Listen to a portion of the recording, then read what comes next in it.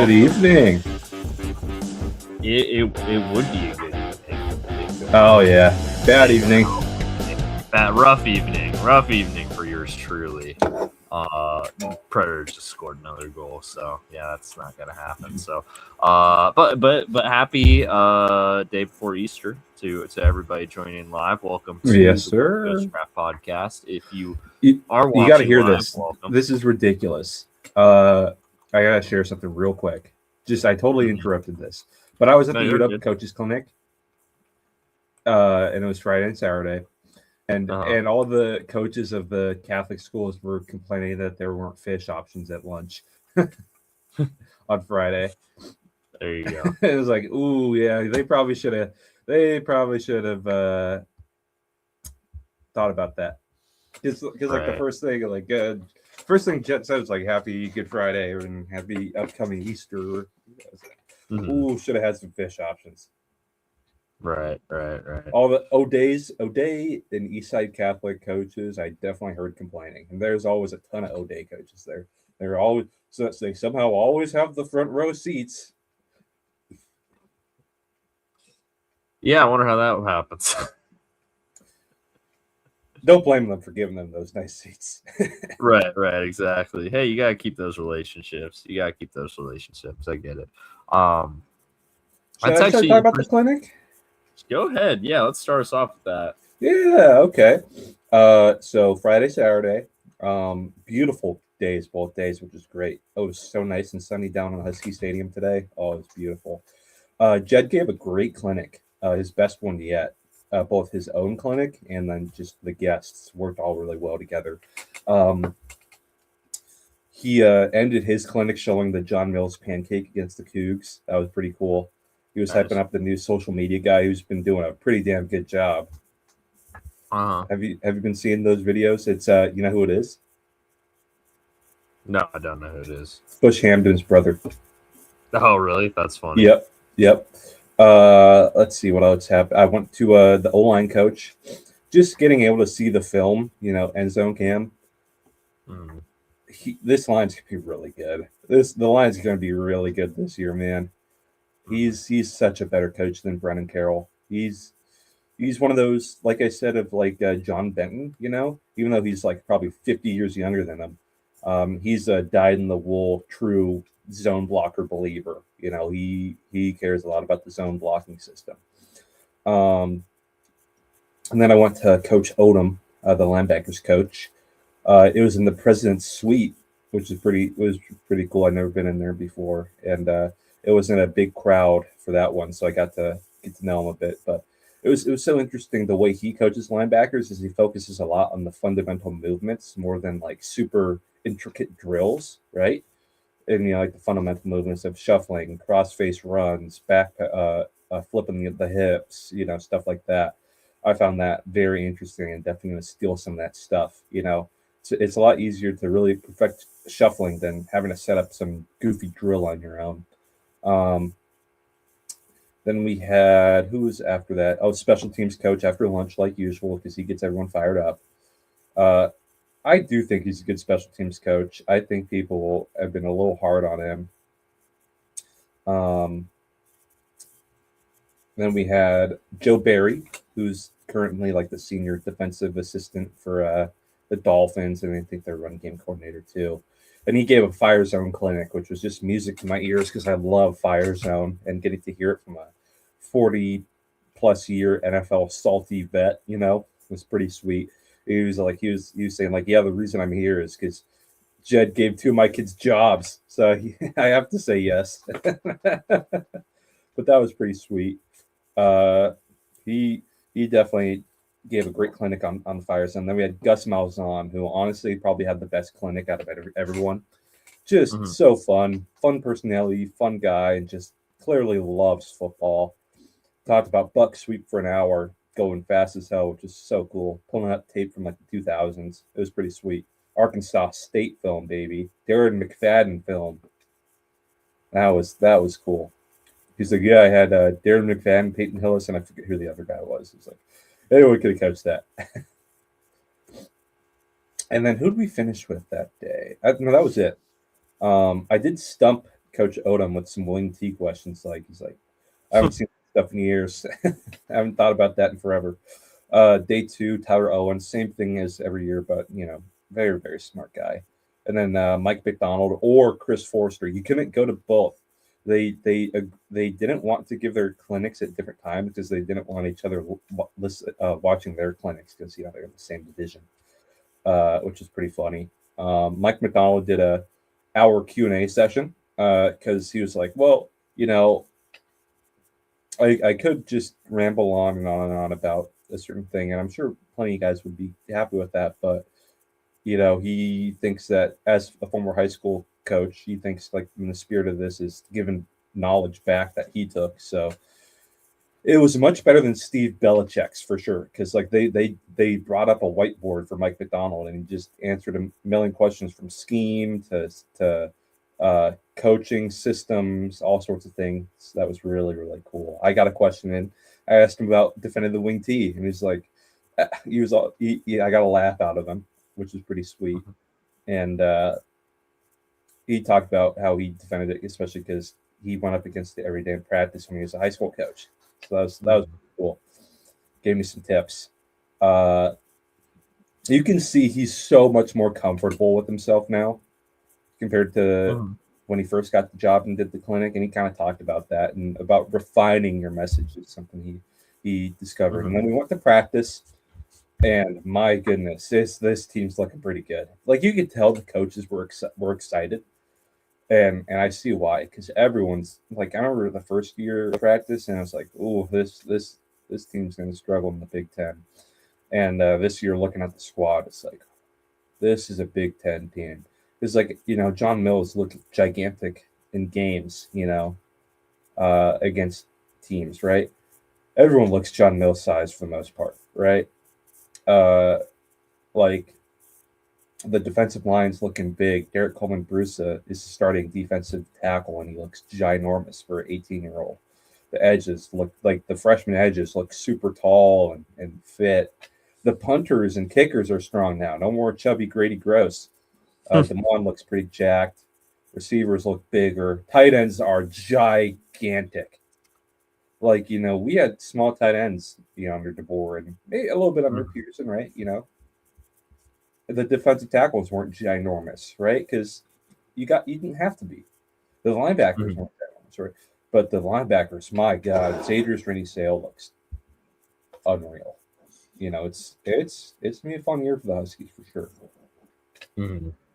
Mike McDonald was out in the middle of the field during start of practice, and then was watching from the sideline, and you could see when people saw him, the swarm came down on him, and I felt so bad for him. It's like I was tempted, but I was like, no, I'm not going to bug him, and you could see him trying to get away from people.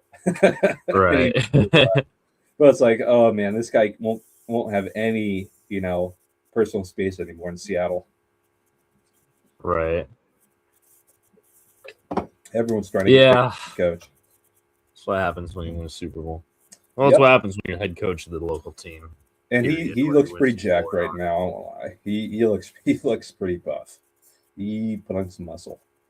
No dad bod for him. He's had a big week. He was down in Phoenix just a few days ago. That's true, yeah. Oh, and Gus Malzahn was like, Jed said to get me to fly out here for the clinic. He'll fly me out for a game, and I'll get to go sailgating with his wife. Like, fair deal. You go. He's like, I'm retired now, and it feels horrible, but I get to tailgate for the first time. There you go. Gus Malzahn was so fun. He was my favorite clinic. Is that the one game Jed's wife will be in Seattle and not in Tucson? Well, she's at every game. I know. I just love that narrative. Yeah, it is pretty fun. Man, hey, in November I'd rather be in Tucson. I don't blame her after seeing Tucson. And like, Absolutely. That's pretty cool that he's willing to let his wife and kids feel like they didn't love school in Seattle, so they want to go home and be with their friends. That's valid. Hey, that's valid. Like, yeah.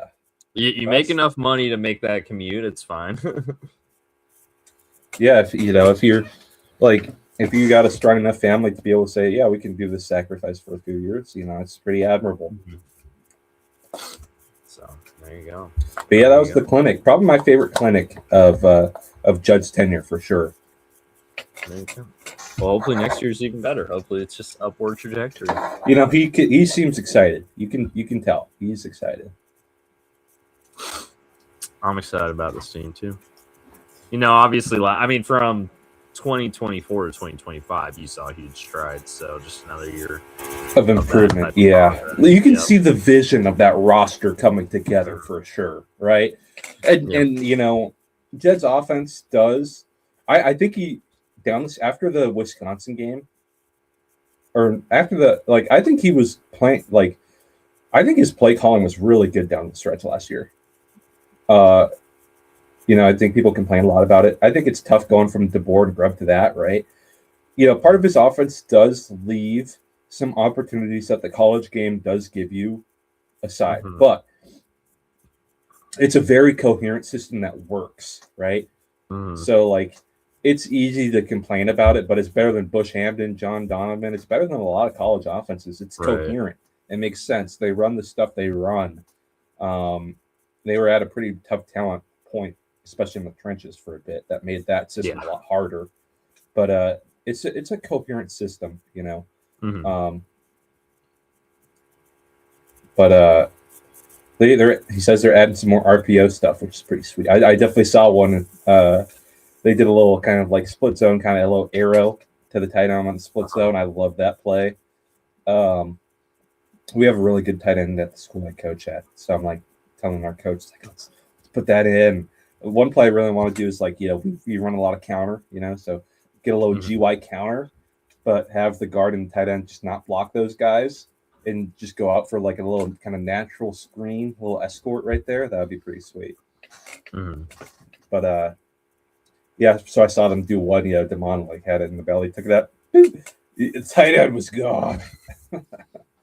It's they installed that one recently. The defense wasn't, because I'm sure you know this, but defense usually gets the better of the offense in spring ball. So you can see that, and in training camp, honestly too. I mean, part of it because they just know that offense, right. The one part of it too is that it was John Donovan offenses. That too. But I mean, there were days where the defense in the 23 team got that offense, and that was not a good defense. No, it's not a good defense, and it was a very good offense.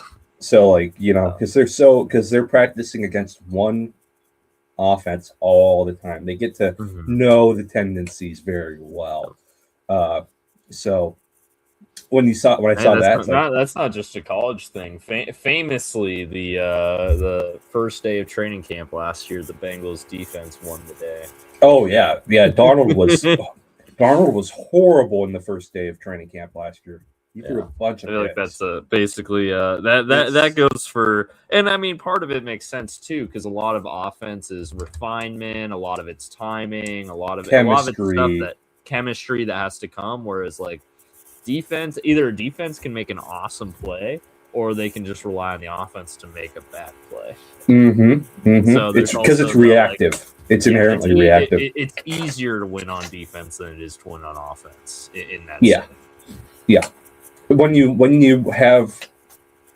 know very much what the offense is likes to do. But no, it seemed pretty balanced for sure. Offense won inside run today. Because Jed does the thing where he took it from Pete Carroll, where if you win a competition period, the winning team runs, not the losing team, because you earn the right to improve. That's a very Pete Carroll thing. It's fun seeing the synthesis of so many coaching styles with Fish, because you have the Pete Carroll music blasting agile bag stuff. You got some of the McVay and Shanahan offense, Steve Spurrier stuff. It's pretty sweet to see. But when I saw them do that little tight end, little arrow route, I was like, "Ooh, that's something they installed this year." That's something they added. Because Jed was talking about, a challenge with him with Demond is adding some more QB run game, adding some more RPO. So I found that interesting. But yeah, great clinic, great weather. The clinic's views have been rainy, so it was pretty sweet getting nice weather today. Yeah. Very nice. Very nice. Well, that's good to hear. Good to hear that it was a successful clinic. Jed knows how to put on a clinic. Like, he came up and talked to me when I was getting dinner at the social. I was like, "Hey, you have a good time?" I was like, "Yes, sir." He didn't say anything about my visor. I was bummed. What visor did you have on? Oh, my usual coach's visor. Oh, okay, school one. Okay, makes sense. Yeah, no, my coach lets me wear a visor. Yeah, everyone else wears hats, but I was like, "Coach, I got the hair. It flows. It's the same logo. Is it cool if I wear it?" It's like, "Yeah, you got it, Coach," because he's bald, so he's jealous. Right. I was hoping that we'd have practice on Halloween and not a game, and I was gonna wear a bald cap to practice and be a coach for Halloween. Oh, there you go. Hey, but funny. Then you would have gotten the PF Changs. Try that after a rough week on defense. Oh yeah. He wouldn't. It wasn't my fault. He knew that. No, I know. But what I'm saying, do that this year. Just have a rough week on defense. The week where we let up 70. Yeah, you let up 70. Come to Halloween dressed up like the head coach, and he falls out the PF Changs, and you're like, "Oh, you're fired, headshot." Yeah. I got promoted again. I'm going to be DC for JV as well. DC, JV, yeah. OC, DC, but like just calling plays. This year I don't have to coordinate the whole thing. Luckily. OC and DC. Play caller on both sides because a lot of the JV assistants are going to be young guys, and he trusts me to call plays.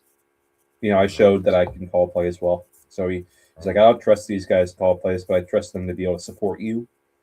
I was like, "Hey, any way I can further develop my play calling skills, I am happy." You're me a grizzled vet, 26 years old. Hey, man. Hey, best way you learn how to call plays by doing it. Hell yeah. I love it. Alrighty, are we ready to get started on this big board here? Oh, we got to talk about a big sport event that happened since we last podcasted. The Tiger Woods body cam video. Oh, that. I was like, please nothing from tonight. Yes, that. Oh my God, it is incredible stuff. There's like 5 memes in there that are going to be feeding families. For years. I'm already seeing them all over the timeline. The ET maxing in the back of the car. The singing the national anthem backwards instead of the ABCs backwards. The kneeling picture. I just got off the phone with the president, which I wonder if he actually did call Trump. I don't know. I feel like he would have Trump's number. Because Trump loves golf. He probably does. I mean, I'm sure he's played at the Trump's golf course before. Well, Trump loves, the biggest thing Trump loves is stars, right? And he also loves golf.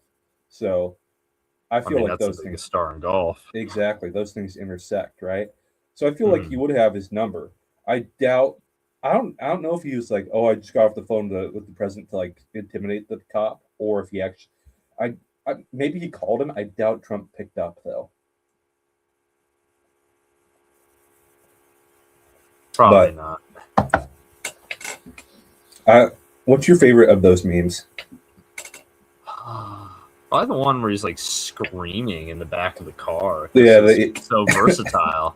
Yeah, it's third. PA announcer, it's third down.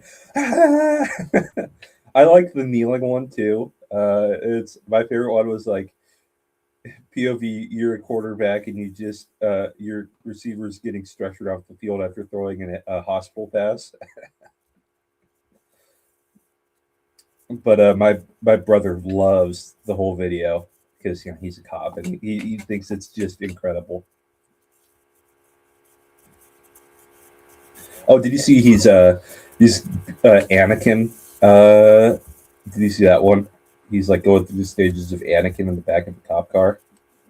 Oh no, I haven't seen that. Hold on. I'll send it to you real quick. It's so good. I'll give it to you. You'll appreciate this.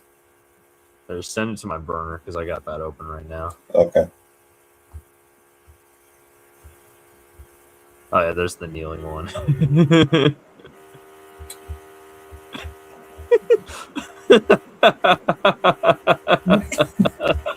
That's pretty great. That's awesome.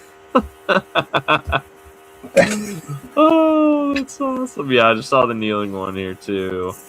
Oh man. Oh, there's so much good stuff here. Oh, Tiger. Oh, Tiger. Just get a driver. And this was like a week. This was right after the incident, so it's not like new. But my favorite thing was like the Billy Bean or Moneyball meme, where it's like, this is Tiger Woods has an argument for being the greatest golfer of all time, yada yada. It goes on all this stuff. His only fault is that he doesn't know how to operate a motor vehicle.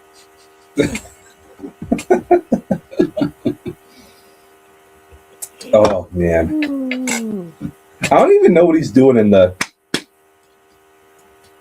I said like someone like LeBron practicing his handshakes and pregame hand stuff in the mirror. Yeah, pretty much. Oh man, yeah, no, a lot of good content come out of that. That's for sure. It's feeding families for sure. Unlimited. I mean, it's stuff like that's always going to be a content farm. Oh yeah, I think it's one of the best meme potential events of all time. Just because everything that's already come out of it too. You know, I mean, we haven't even had like court hearings or anything. Oh my gosh, yes. One of my favorite ones is ET maxing.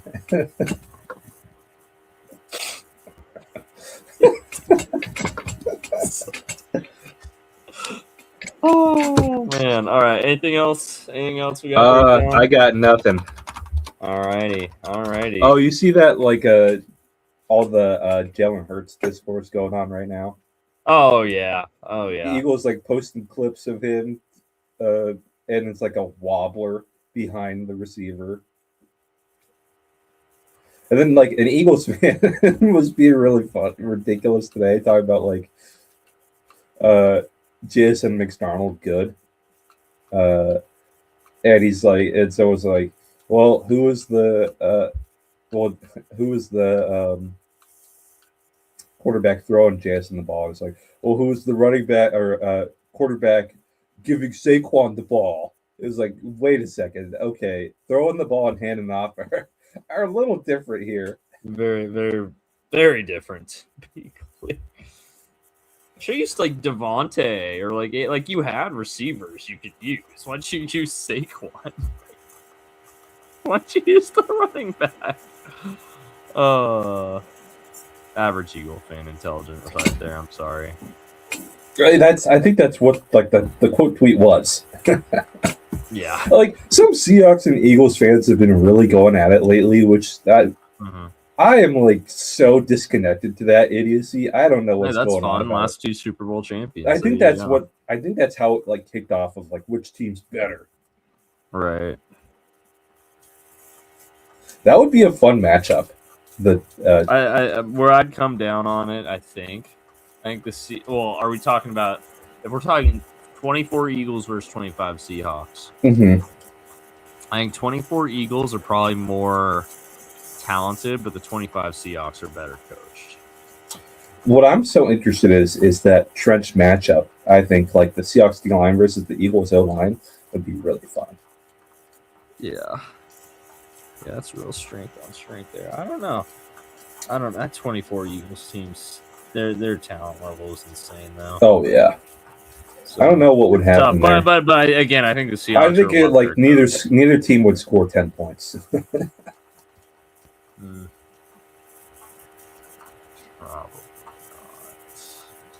Probably. Depends how well the Seahawks stop the run. Right.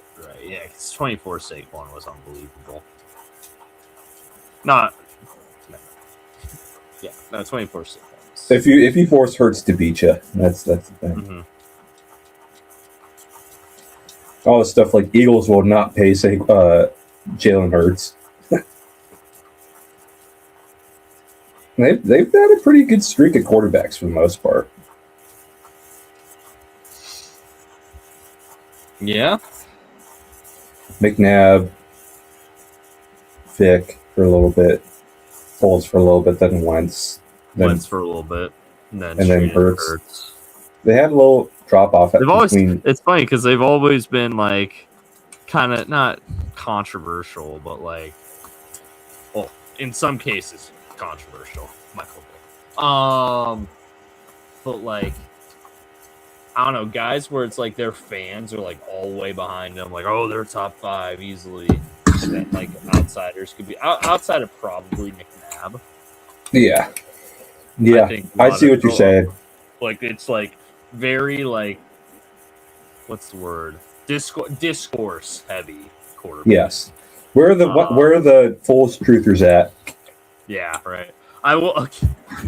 Maybe Foles isn't. Maybe Foles is the opposite side of that, where it's like, okay, McNabb, I think most people universally regard was good. Foles, I think people universally regard as, you know, had his moments, but wasn't like. Yeah.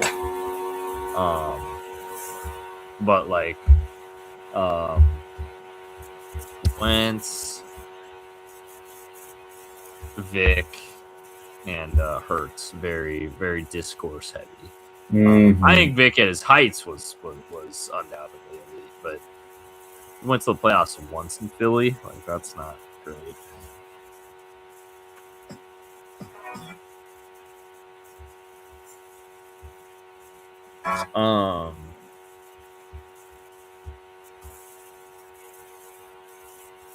Can't forget the year of Sam Bradford too. Oh, that's right. I often forget that Sam Bradford was the Eagles quarterback for a year. I often forget Sam Bradford existed, to be fair. Me too. That was a weird time. Sam Bradford breaking the rookie.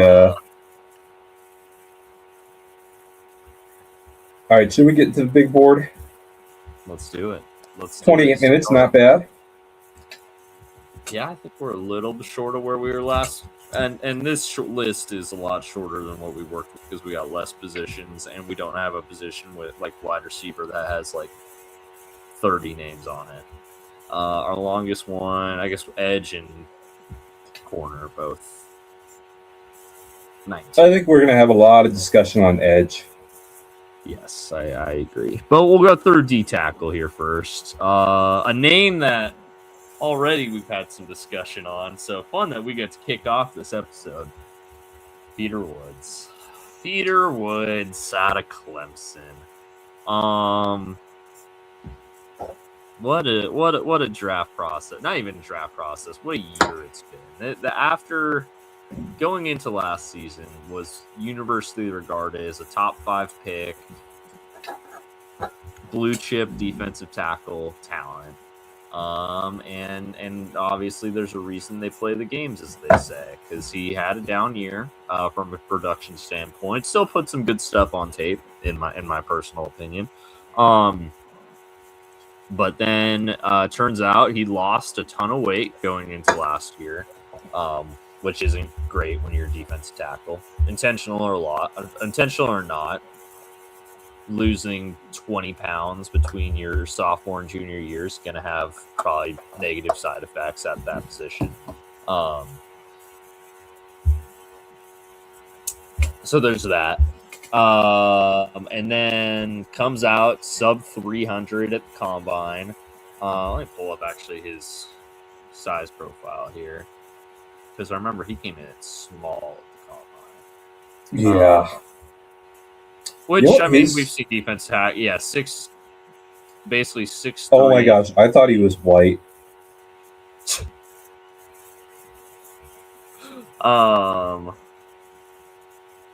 So 6'3", 298, 6'2.5", 6'3", You know what his year kind of reminded me of? Oh, those were What's some that? short arms. Why Right. does it? What happened to arm length, man? What is going on here? Um, his year kind of reminds me of Byron Murphy's rookie year a little bit in that um, I do think he put some good stuff up on tape, but he in like the technical Uh-huh. um, aspect, but he did not put up stats.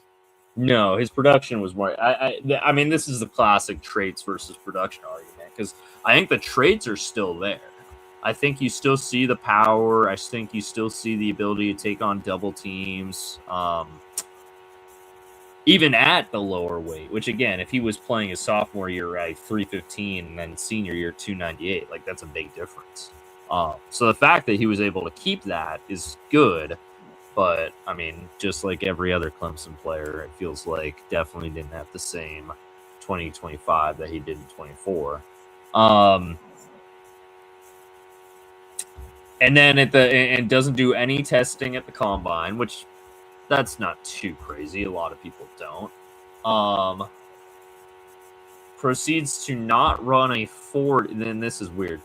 Doesn't run a 40 at his pro day, which, whatever. Don't run the 40. It's not a big deal. But does run just a quick 10-yard split so that you can get the 10-yard split out there, which, again, I'm not necessarily bashing him, but it's a unique approach.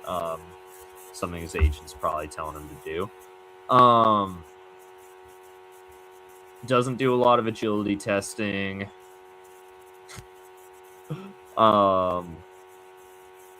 I don't know. It's been a weird pre-draft process for Woods, for sure. He is still the top defense tackle here on the consensus board, obviously, which is why we're talking about him first. Where would you grade Peter He's Woods? around 2 grade for me. The measurables are very concerning because like Byron Murphy was awesome his last year in Texas, right? I think that's kind of the profile people are probably looking at him. He is taller, but 31 and a quarter inch arms, right? So And he's a lot lighter too. Murphy was like 320, I think. no. I don't. Sure? He was not 320.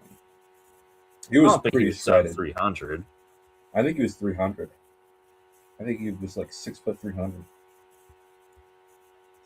Let's see here. Let's see. He was pretty lean Oh yeah, look at that. He was 297 at the combine. I thought he was heavier. he was really lean at Texas. Okay. And they bulked him at Seattle. How tall did they measure him in at? I was thinking he was heavier. Never mind. Yeah, only 297. So actually, Wood's still heavier. But did not put nearly up the tape that Murphy did.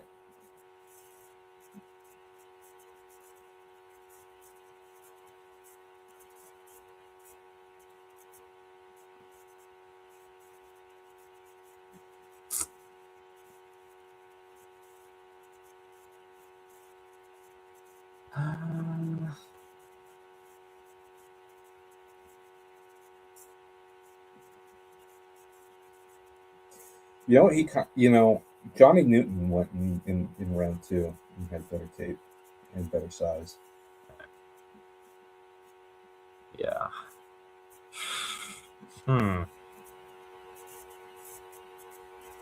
I like how he wears his hat like JP Crawford wears his hats. He does. Like where like you have the skull cap rag on or skull cap on, and then you put the hat like you just gently sit on top. I don't know. Woods is so I'm close to where you're at. Like he'd be a 1B, I think, for me. Because I do still really like some of the traits, and I do still like his film from 2026 or 2025, whatever year last year was. He did some good stuff on film. Mm-hmm. Production was not there, like it had been the previous few seasons. And as you know, I'm a big body of work guy. It's my favorite 3 words. It is. And he looked really, really good in 2024, so I can't quit him entirely.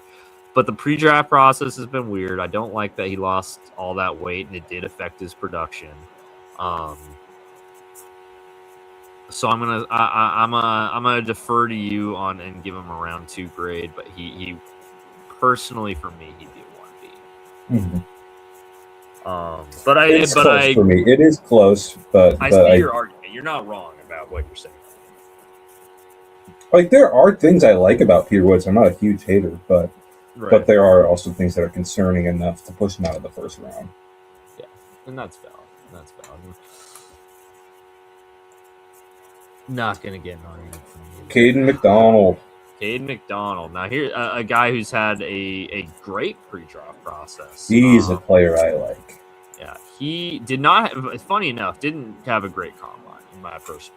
No. But sounds like he's been killing it in interviews. Probably the best run defending defensive tackle in this class. And there's obviously value there, and no slouch as a pass rusher either. Has that ability as well.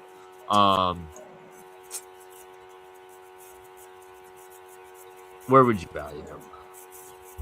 I think either 1B or above Peter Woods in 2. Really? I'd put him below Woods in 2. He's a 2. Okay.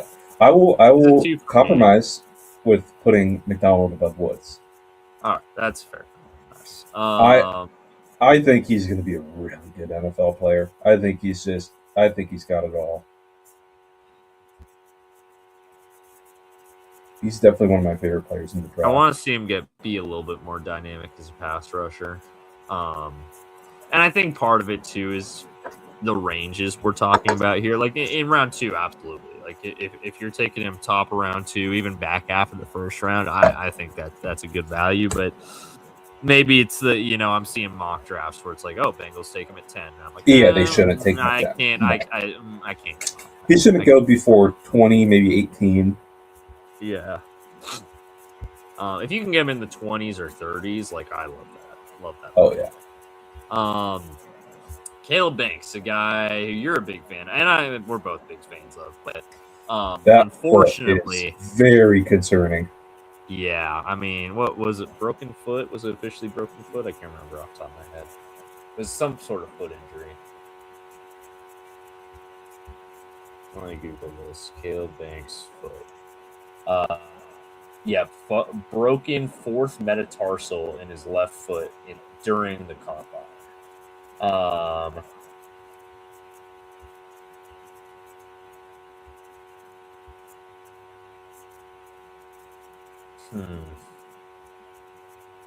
He did play the entire season with a foot injury, however, never got the proper treatment, and then he just straight up broke it during the combine. So that's not great. Insane player though. I mean, size. He's a little older, but like from a size standpoint, from play strength, athleticism, like awesome player. Just a special talent.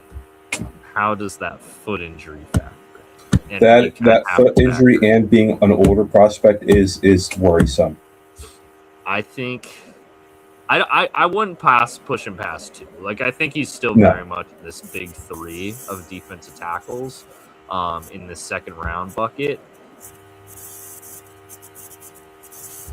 You see, me personally, my ranking of these guys would go ignoring the injury for Banks, it would go Woods, Banks, McDonald. Factoring in the foot injury, I don't see how you can have Banks anywhere other than number 3. But I know you're a big fan, so I'll let you have. I'm a big fan, but I am getting very worried about that foot, and I totally agree with having him be a 2. Now 2 below Woods. I think so. Okay. That's where I'd have him too. So I just wanted to clarify. Yeah, it's bad. It's bad. And the fact that he's been dealing with it for a long time. I mean, the fact that he played through it and looked good is maybe encouraging, but it's not great luck. So, unfortunately, because I think he does have first round tape and first round production, honestly, but Just enough red flags to push him into a 2 grade. But if it works out, you grab him in the second, he ends up being, what he can be. That'd be a huge deal. Lee Hunter. The what was he? The orange or apple? Something Orange with legs. Orange with legs, yeah. I think he's even expanded on that, saying he's an orange with matchstick legs. Oh gosh, that's brutal. Rough combine for Lee Hunter, but did really well on the pre-draft circuit, not pre-draft circuit, all-star circuit. There you go. That's what I'm trying to say. Was he at? He was at the Senior Bowl. Yeah. Great all-star circuit. Some really great film down the stretch at Texas Tech. Had some awesome plays in that Oregon game, especially. He did. I think supposedly teams do like him. That's what I've heard as well. Like, even despite the rough combine, I'm still seeing his name pretty consistently in the second round. That combine was rough though, man. And I know you can't put everything into combine, numbers, but I mean, if you're not going to factor them somewhat, what are we doing? What we keep doing the combine for, right? Testing numbers have to have some level of value. So for Hunter, he's a 3 for me. It is that body type is weird, and he's not enough of an athlete to make that up. Yeah, that's kind of what I'm after too. I could disagree with you here. Christian Miller, who this tripped me out. So Christian Miller, I guess, is good friends with recently extended Jags edge rusher Travon Walker, and I was like, wait, what? Like, were they? Because I know they're both Georgia kids, and I'm like, wait, how long has he been in school? How long has he been there? So, quick bit of research. Let's see. I just want to make sure I'm saying it right here. Christian Miller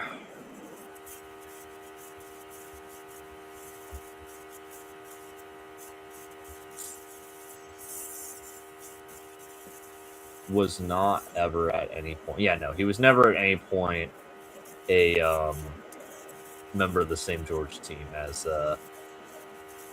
Travon Walker. So I don't know how they became friends, honestly. It's kind of weird. But hey, you know what? Nothing wrong with that. I just saw people talking about it. So I guess they're interviewing him on NFL Network when the news came out that Travon Walker signed a huge extension. He was all hyped for him. So that's cool. That's cool. Again, no idea how they're friends because they never even played together. But you know what? Georgia D linemen stick together in rehab.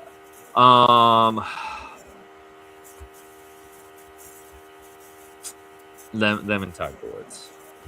Georgia defensive lineman and Tiger Woods. Same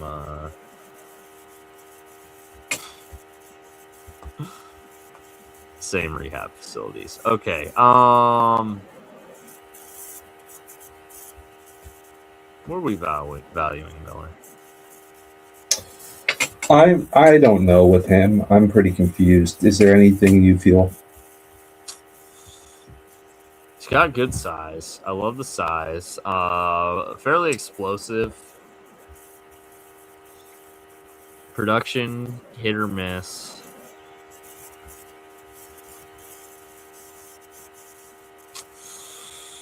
He'd probably be a 3 for me. I don't know. He's a 3. He's in about, for me personally, he's probably in about the same range as Lee Hunter. I'm cool with that. Yeah. I'll probably put him a little bit before just because I think the Hunters, or a little bit under just because I think Hunter's bright spots on film are a little bit better. Big Citrus. Dominique Orange. Big Citrus. Another one of the best run defending defensive tackles in this class. Huge, very much has earned that big citrus nickname. Let's see what he measuring at 6'2", 322. Not horrible. No. You can not, tell he cut for the combine. Yeah, for sure. Because guys like him, they really play at 340 to 350. Mm-hmm.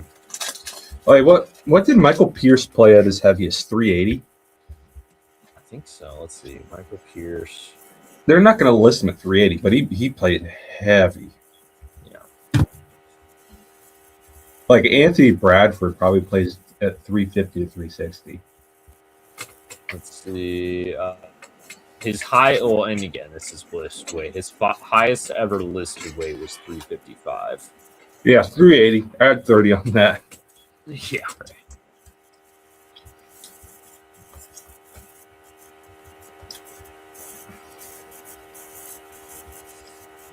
Oh, big citrus. Obviously, big player. Literally big. Great run defending. Slightly limited as a pass rusher, but some of that's not really his game. I don't know. What are we thinking? I'd say he's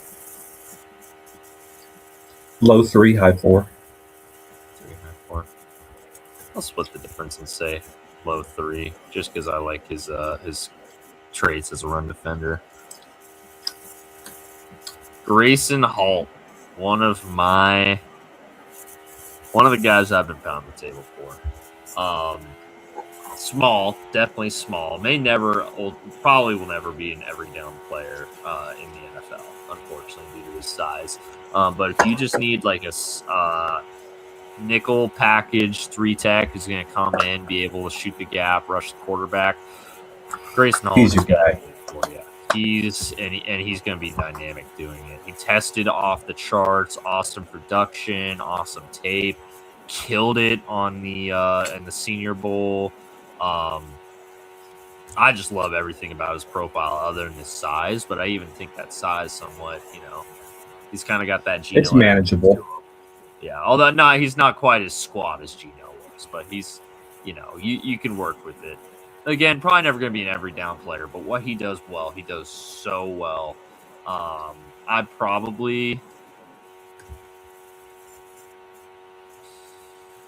He'd be top of 3.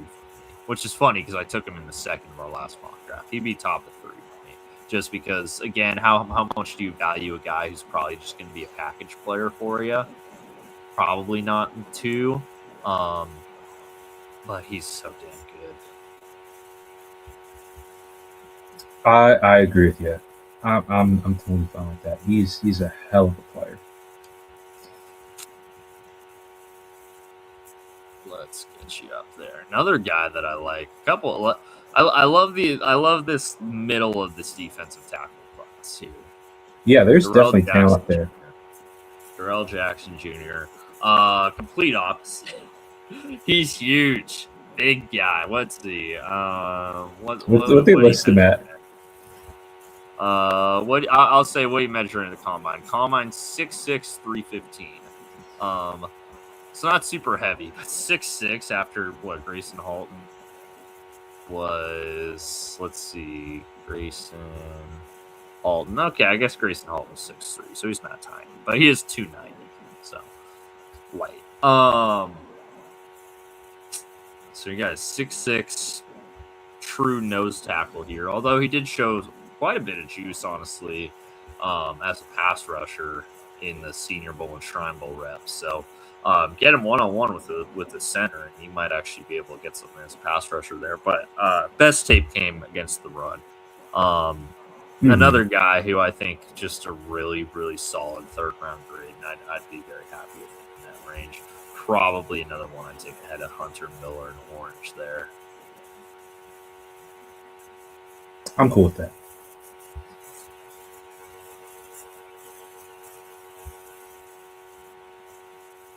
Below Halton, just because Halton's very tight. He's your guy. He's my guy. All All right, the God. So many good nicknames in this D-Tech class too. We got Big Citrus, and now we got the Godfather, Dante Corleone. Oh, Corleone. He's been at Cincinnati forever, man. He has. Let's see. Dante Corleone. Oh no. Like I said, older prospects.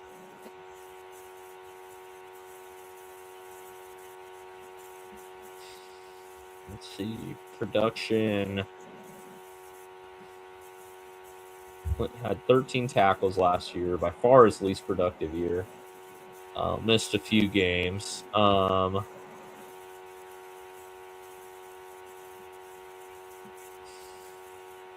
super explosive, which I don't love.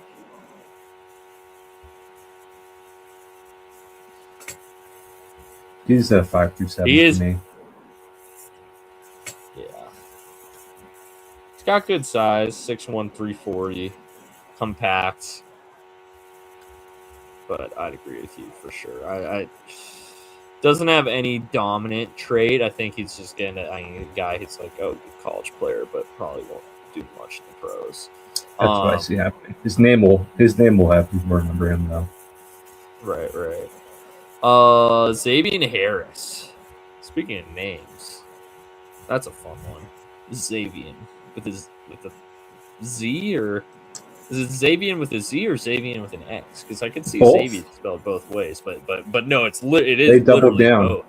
But which of these is silent? Is the Z silent or is the X silent? Or is it the Xavier? Great name.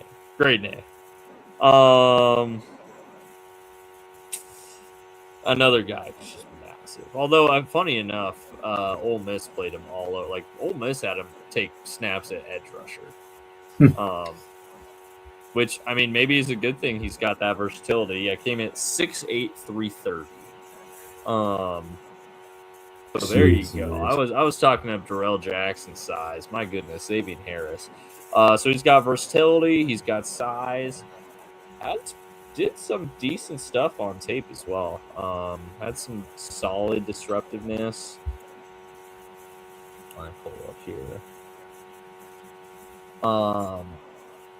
Is disruptiveness a word? Did I just make that up? It sounds like a word.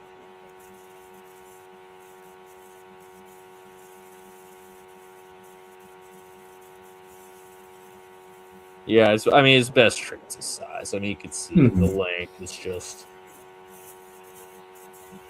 dominant, strong bull rusher. Although, he's a strong bull rusher in college, just because he was huge.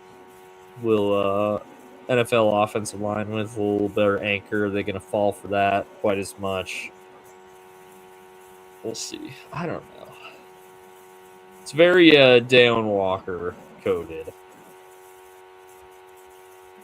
He went in the 4th round, and it'd be a pretty good pick for the Bills in the 4th round, actually. That'd be about where I'd value him, 4th rounder.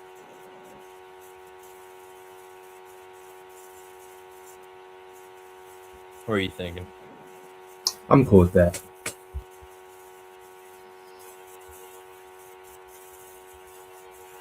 Zane Durant had a good combine, but came in pretty light. Mm-hmm.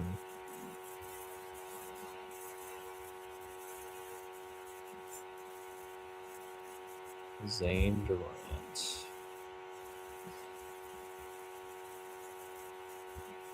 What are you measuring at? What's that? I want to say he's not big. Yeah, 6'1", 290. He's smaller than all even.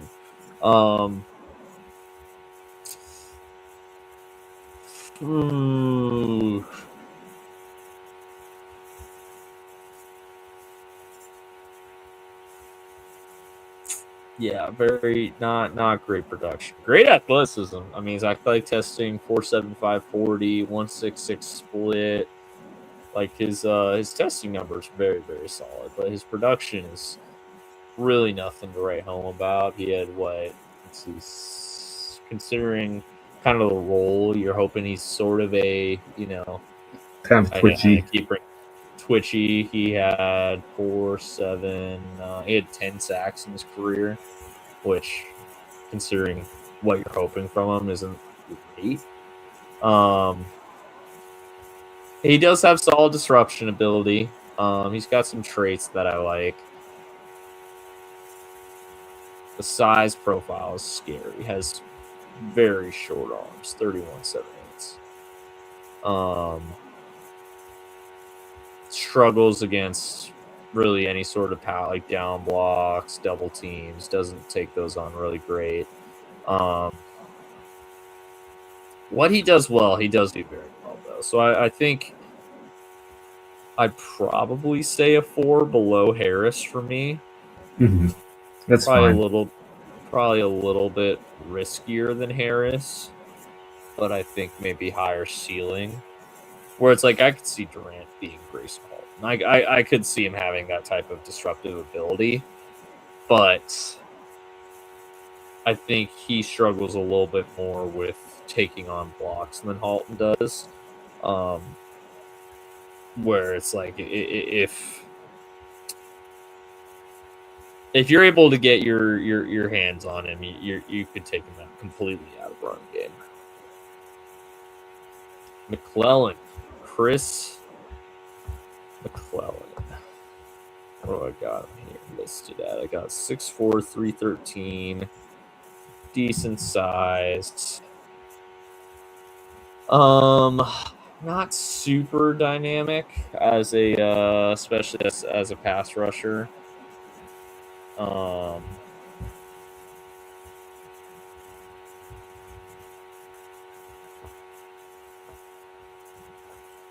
Yeah, just okay production. He's a 5 through 7 for me. Yeah, no, athleticism doesn't really do anything for you.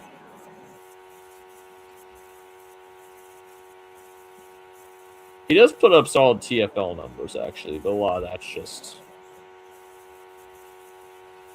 shooting the gap. Yeah. But I think the big thing is he plays high. I think 5 through 7. I think I'd take him over Corleone, personally. Yeah. I think there's a little bit more traits there that you can get from than Corleone. But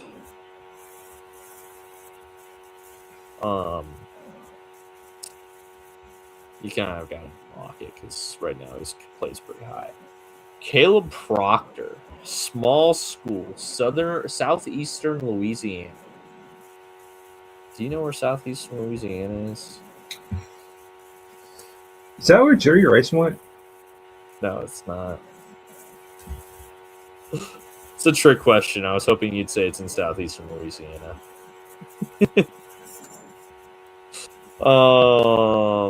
Mississippi Valley State is where Mississippi Valley State. Mississippi Valley State, like quietly.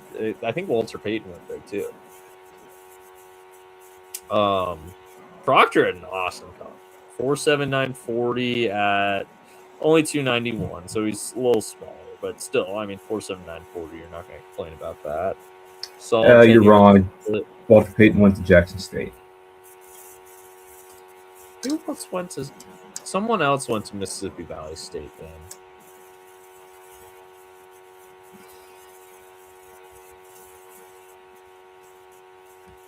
There's someone else. Deacon Jones. Was it Deacon Jones?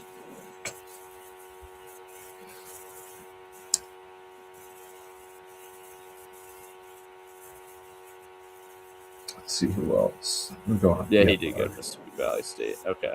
There's someone else though. It's not. There was an offensive player.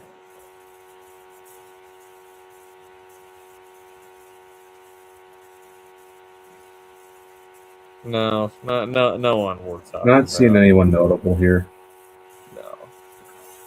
Yeah, those are the only two.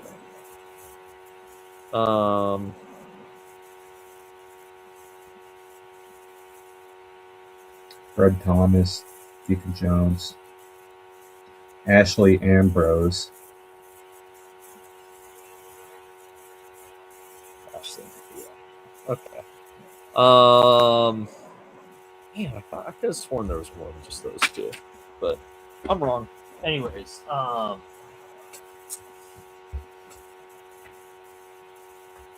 sorry, Caleb Proctor. 6'2", 291. Again, good athleticism, smaller, 33-inch arms for his only being 6'2" isn't, can work with that. I don't know. Small school prospect coming from FCS scares me. Mm-hmm. So even with the athleticism, he'd be a 5 through 7 below core. You got to be worried about D tackles from small schools. Yeah. DeMonte Capehart.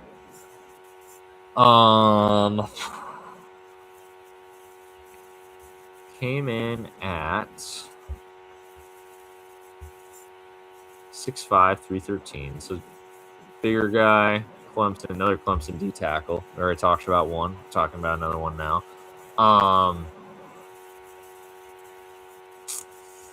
Production, not great. 3 sacks in his career. So not going to be very dynamic rushing the passer. Redshirt senior, older prospect, 72 with only 13.5 tackles for loss in his career. Yeah, no, that's a 5 through 7 for me. I think the size keeps him from being PFA, but there's just nothing there that really gets me excited from a production standpoint.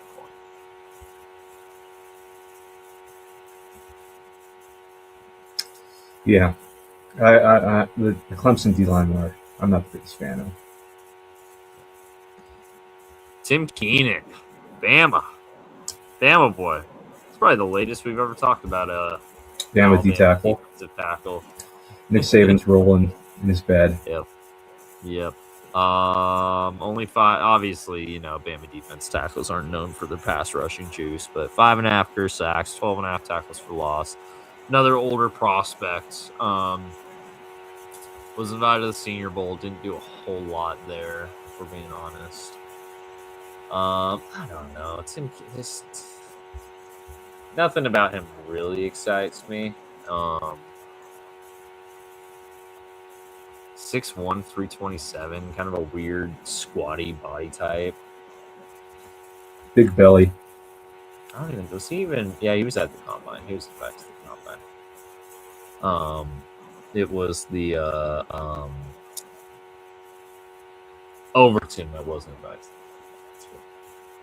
So yeah, just really poor testing numbers, not great production, short arms, only 30.5-inch arms. Like, dude, yeah, I think this might be our first PFA grade, honestly.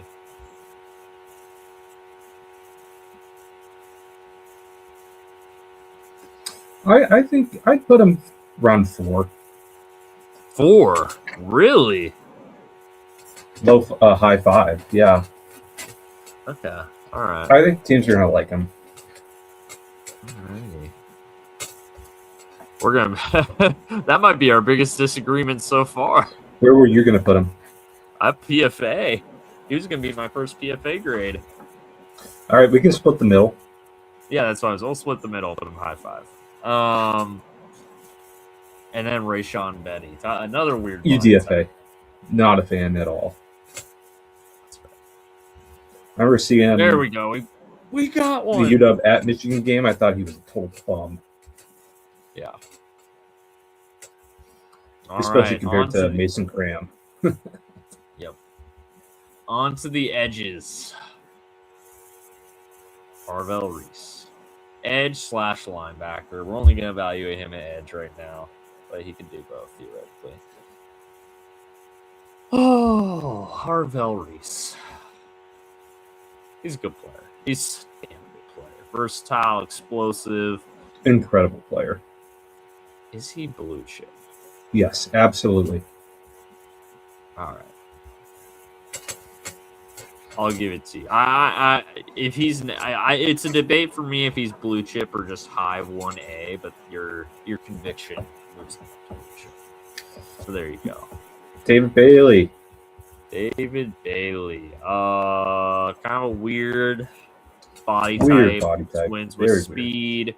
Very much wins with speed guy. Doesn't have great bend. Production wasn't great until this past year, but my goodness, it was great this past year.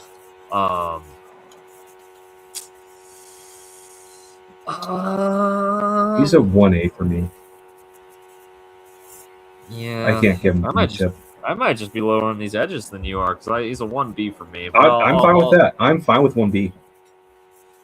He does something. I mean, his speed, his traits, like there's some really good stuff there, but that bend is worrisome for me, man. Like I'm worried that you're just gonna, and he's gonna go high. Like he's probably gonna end up being a top 5 pick when it's all said and done. But I worry that he's gonna be the type that just, if you get him going vertically upfield, you just wash him out of the play if you're a smart offense tackle. Now if he can unlock, a swim move back inside one of these days, look out, because that'd be great. Or if he could unlock just being able to bend an edge, that'd also be fantastic. He's a good player. His athletic traits are insane. So I respect that. And again, 1B, I don't want to use this podium to just crap on the guy because he's still a round one player.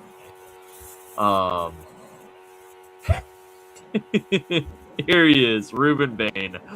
Oh man, I'll defer to you on him. Oh, I love this kid, man. I understand you can't give him blue chip. You can't give him blue chip because of the size, specifically the arm size red flag. But my goodness, he's close. His production is insane. Just the traits, the get off, the explosiveness, the play strength, his ability, like just everything on the football field, he does so well. He just has short arms. And again, that's not nothing. I don't want to sit here and say like, oh, it doesn't matter that he has short arms, because it does. It's going to limit him somewhat. But he's like a high 1A for me, honestly. Like he's a type where if he's available, I defer to you on this. I'm giving you whatever you want, Ruben Bain. All right, you're 1A, Ruben. You're 1A, Ruben. Keldrick Falk. This edge class is funny, man. It is. It's something else.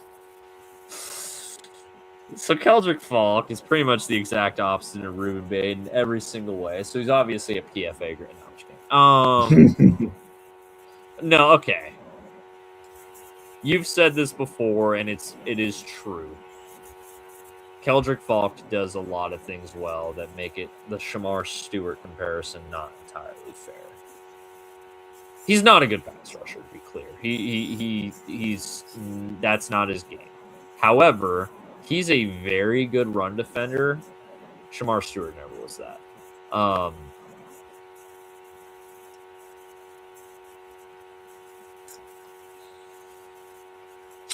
much do you value a massive, like prototype body type edge rusher that can't rush the passer, but can defend the run very well?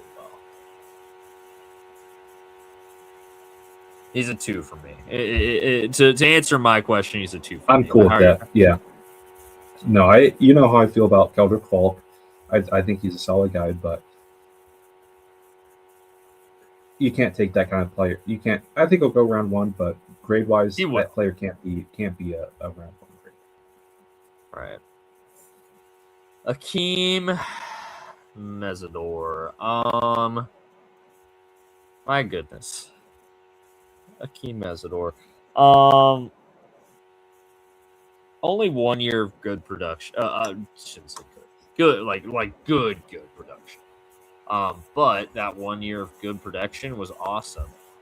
you could argue there were games this year, especially down the stretch, where his his tape was even better than Ruben Baines. Like, he had some awesome tape, especially in the playoff games down the stretch for Miami. However, he is currently, as we speak, applying for AARP. So, not actually, obviously, but a little bit. He's an older prospect. Is what I'm trying to say.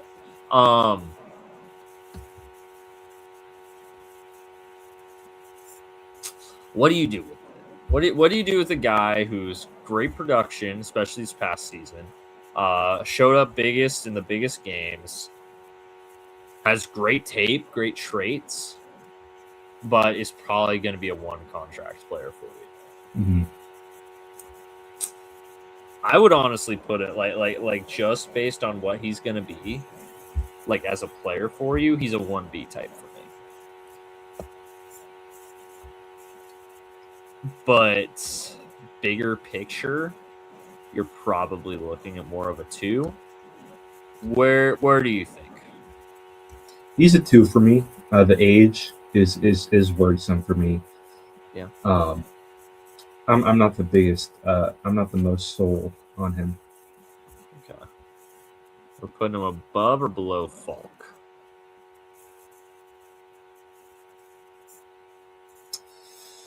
I would defer to you on that.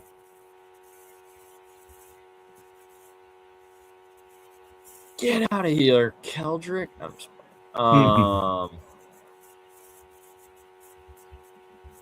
TJ Parker. A guy who's had very much a whirlwind draft process where, in the way too early mock drafts, he was a top 10 type guy, top 5 even in some. Then for most of the year, he's completely out of the first round, and through a solid pre-draft process, especially the Senior Bowl, he's very much worked himself back into consensus first round territory. Where do you stand with TJ? He's a 2 for me as well. Did not have the kind of year that he had to merit around 1 grade. I would agree with you there. Where do we stand on him for Mesidor, Falk, and Parker? I probably have him below all 2 of those. Yeah, I would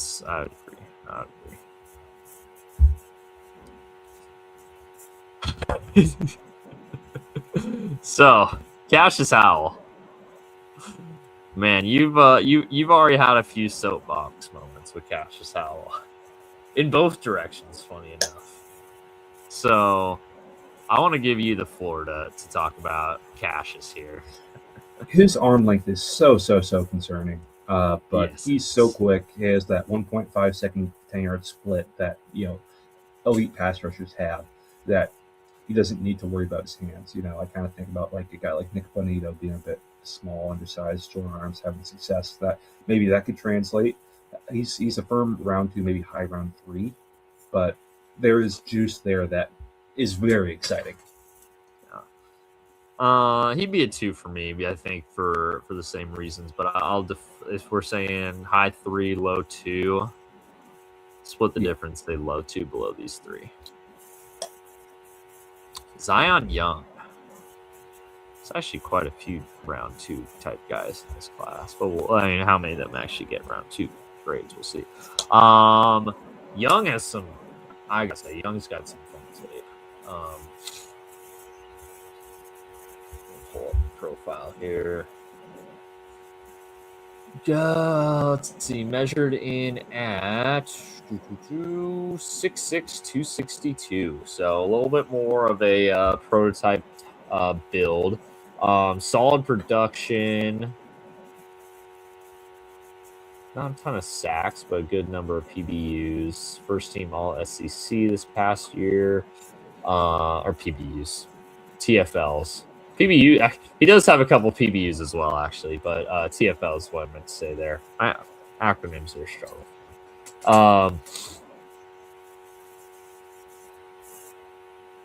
I'm not a big fan of his. He's a low 2 for me. He's slow. He has personality issues. No, thank you. That's fair. That's fair. We'll go 2 below Howell. Malachi Lawrence. This guy we've been talking about for a while. I have a feeling we're going to have to make some room here in this 2 range. So Yeah. let's start doing that now. There's a lot of round 2 edge rushers. There's a lot of round 2 edge rushers, which isn't a bad thing. Not a bad thing at all. Malachi Lawrence, guy who's got a lot of love late. I believe, was he a Senior Bowl or a Shrine Bowl guy? No, he was one of the two, unless I'm thinking of Shrine Bowl. Okay, Shrine Bowl guy, got a lot of love on the All-Star circuit. Very well deserved. 6'4", 253, so maybe a little smaller than your prototype edge rusher, but not terrible. Very good combine. 4'5", 240, 159, 10-yard sprint, 40-yard. Holy cow, 40-yard would be crazy. 40-inch vertical jump, and a 10-10 broad jump. So an awesome combine.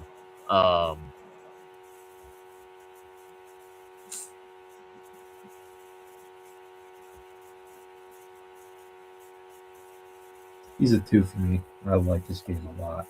Yeah, it's well-rounded as an edge rusher is one thing that I got written down. He's just very he can do a lot. He's not I think not he's like going to have one a good career. He's going to have a really good career. I would probably have him above Parker, honestly. Like in this ballot here, I'd have him.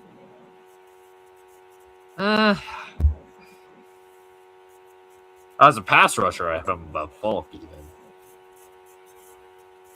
I think Falk does have the size, which he's not too much bigger than Lawrence. I don't know. Where would you rank him in this? I'd have him above Parker. All right, I'll defeat on that because I'm kind of debating it. I agree with this game. His pro day shenanigans were annoying, though. He's somewhere between Falk and Parker, I think. Maybe a bit. R. Mason Thomas. Another shorty. Yes.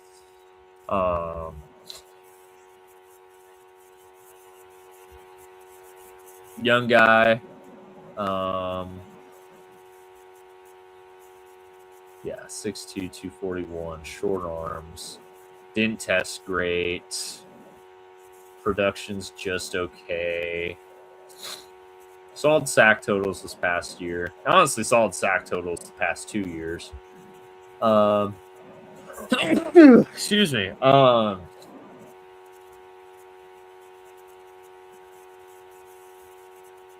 don't know. He's probably 3. I like elements of production. I like the sack totals. The size makes it so he's probably at best going to be a utility rusher. Might even be a 4, honestly. I don't know. What are you thinking? Yeah, 4. 4. Okay.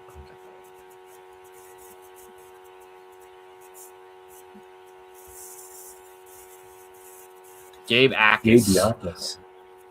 He's a 2 for me. Yeah, he's good. He's a good player. Just awesome play strength, I think, is the biggest thing that stands out with him. Definitely a Big Ten edge rusher. Him and the next guy we're going to talk about, Derek Moore, I think both similar. I'd say probably below Parker, above Howell for me. That I was deciding between him and Howell, but I'll defer to him.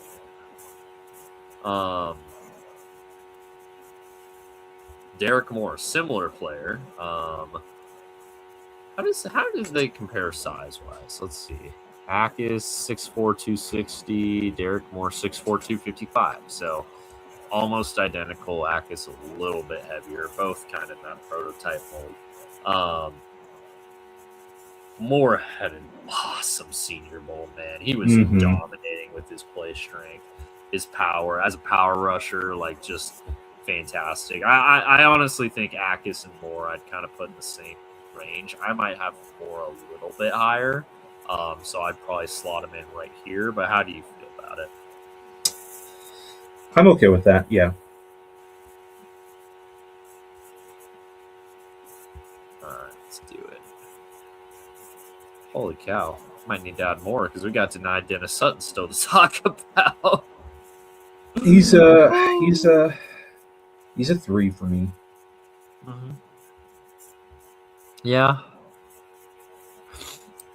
Yeah, he's a low 2, high 3 for me. What are you coming in size wise? I just want to mind. I don't think he's particularly. Oh, 6'6", 256. So he's got the height. Production's solid. Solid production. I like the quickness. Didn't do great at the Senior Bowl considering. I'll defer to you. I'll say 3's probably a good call there. Romello height. He's another 4 for me. 6 school. No, he's a 3. He's a 3. No. Sorry. Yeah. He's got the frame for it. Mm-hmm. He looks like an edge rusher compared to Bailey. Yeah. Well, I was surprised he measured in. He was only, 6'3", 240? He looks a lot bigger on tape. He looks way bigger. Yeah, 6'3", 239 even. He looks bigger than that, honestly. He's actually smaller than Bailey, but he looks built bigger. I think he's just got a little bit more a little bit more to his musculature. I think Bailey's kind of like lean build. Solid production. He's old too. I'm fine with the 3 below Dennis Sutton if that's what you're thinking. Mm-hmm. Yeah. Joshua Josephs. It's a guy I know you're talking about. Oh yeah, he's a 3 for me. He's good frame. He's twitchy, long arms. He's a good pass rusher for sure. Run game, not so sure, but he's a good pass rusher. So he's around 3 for me. Probably above height, below Sutton. I like it. I can get behind that. Oop, what am I doing? There we go. I can get behind that. Alrighty. LT Overton, Alabama. He's probably a 4 for me. Yeah, I'd have him a 4 below Thomas. He's another guy with a weird body type. Not a ton of production considering, Alabama edge rusher. Yeah, I'd have him below Mark Mason Thomas.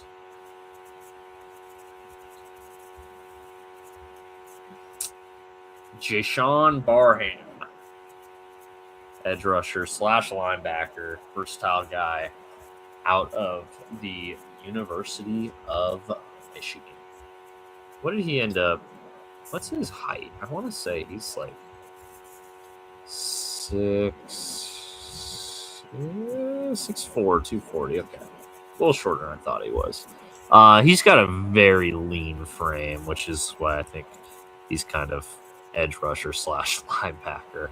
We'll see how he ends up being able to hold up on the line. He might end up being more of a star backer at the next level. Mm-hmm. Yeah, I agree. But he does it well. Like, he's shown that he's got some pass rush chops to him. Mm-hmm. I'd probably... how do you value that? Not a 3. I'd probably say 4 above Thomas and Overton, but what are you thinking?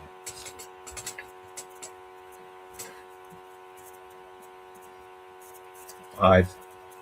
5, alrighty. Split the difference to look for. Karan Crawford. What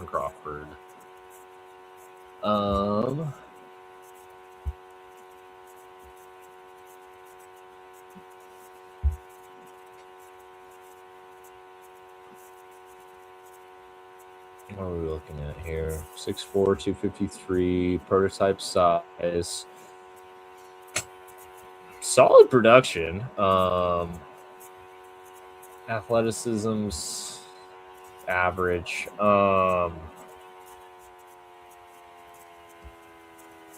Does have some solid twitch to him.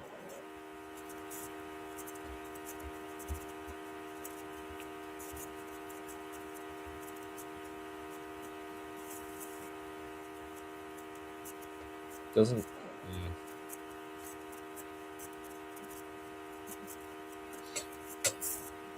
I don't know.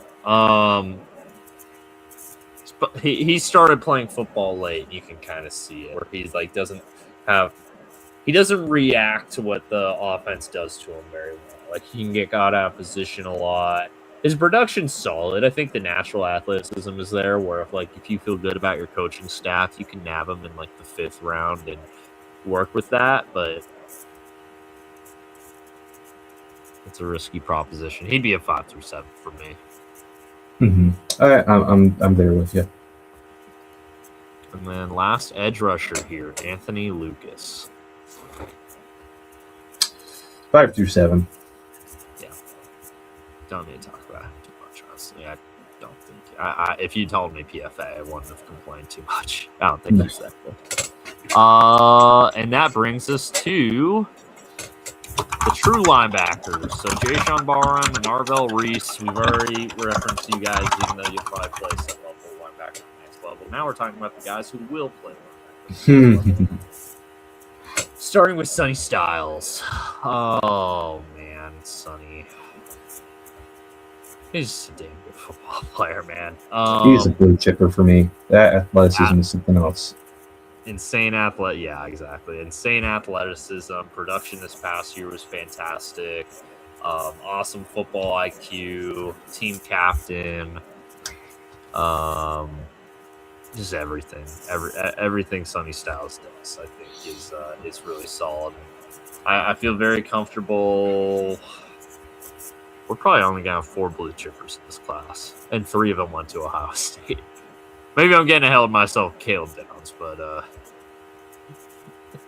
I think that's probably where we're headed. Either way, CJ Allen.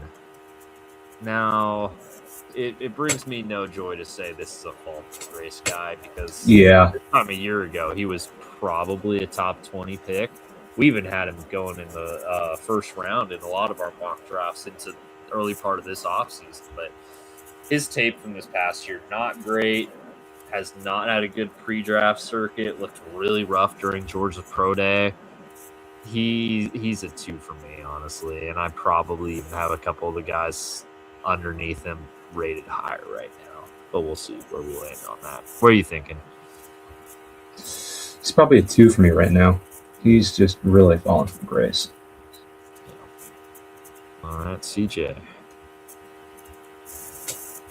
Jacob Rodriguez, the complete opposite as CJ Allen, where no one knew who this kid was this time a year ago. And now he had an awesome senior year, had an awesome all-star circuit, had a good combine, had a good pro day.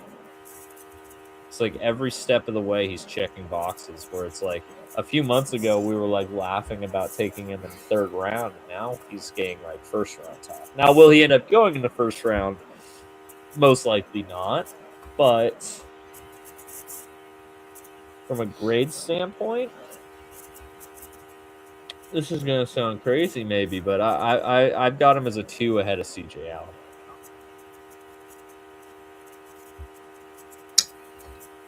Yeah, I'm okay with that. His combine testing has changed my mind on him.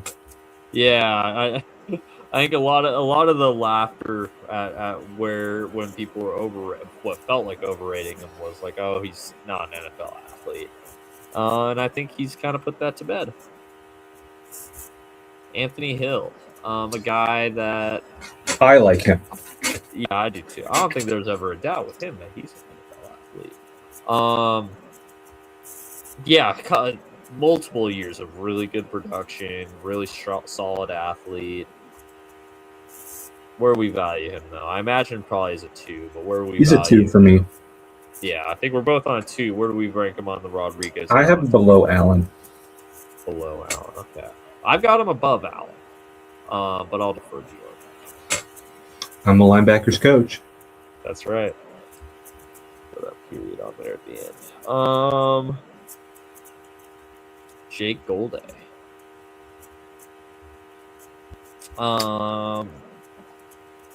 If you're a team that wanted to sign Leo Chanel that didn't get Leo Chanel, it's nice. Jake Golday. Basically the same player. And that's a good thing. I really like Jake Golday. He's just a real good football player. He'd be another 2 for me. I'm cool with that, yeah. Where would I rank him across these 4? I would probably have him above Allen, too. Like, if I were to rank these 4, I'd say Rodriguez, Hill, Golday, Allen. I'm cool with Golday above Allen. Josiah Trotter. Brother of Jeremiah Trotter. Yeah. And son of Jeremiah Trotter, because Jeremiah Trotter Jr. Anyways, go ahead. Sorry, I cut you off there. I'd say he's probably low 2, high 3. Yeah. I'm all right with that. I'd lean more 2. I don't think the size is great. I want to say he's like, 240, which 240 is not terrible linebacker size, but, play strength is definitely a concern. A lot of it's going to be based on team fit. Yeah, not even 237, not even 240. So a little bit lighter, not terrible by any means, but you're going to need you're not going to want to draft him if you're in a you're not going to want to draft him if you're playing in the NFC West. I'll just say that. Mm-hmm. Kyle Lewis, one of my guys. I have him as a 3. His size is concerning, but man, he's got great coverage ability, great athleticism. Might be kind of a safety linebacker hybrid at his size, but man, he's fun. I was going to say that. Would you value him ahead of Trotter? I would. Me too. Okay. I figured you would because he's one of your guys, but I just want to confirm before I touched it.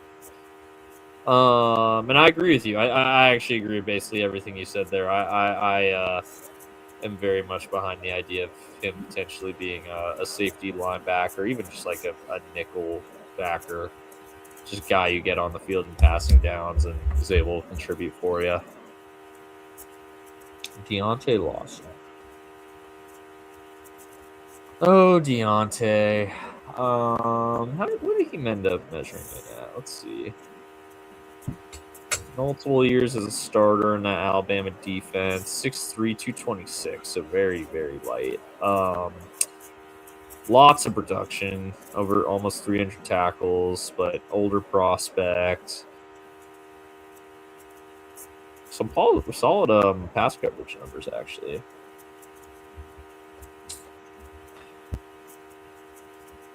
Let's see.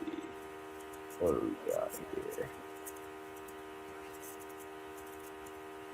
Pull the PFF numbers here. Well, the PFF numbers are loading for me. Athleticism, didn't test at the combine. Production, already said solid production, but when you play 5 years, you better have some solid production.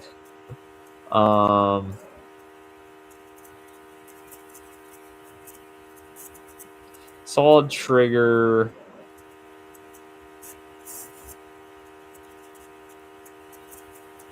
Doesn't do great on blocks, I will say that. He kind of went. If you're able to get your hands on him, you can take him out of play pretty effectively.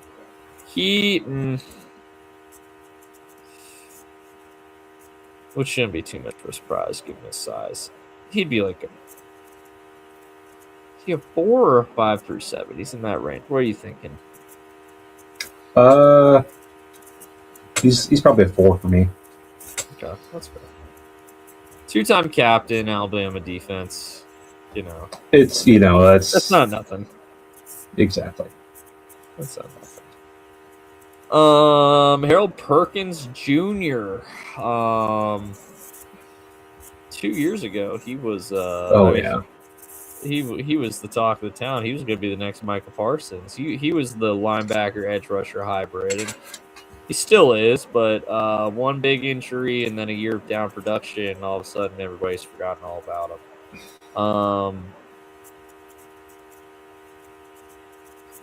The athleticism is still there, and you can still see it on tape a lot of the time. Well, he's definitely. I think the injury and maybe a little bit of lost confidence with that, you can definitely see doesn't have the same explosiveness that he once had.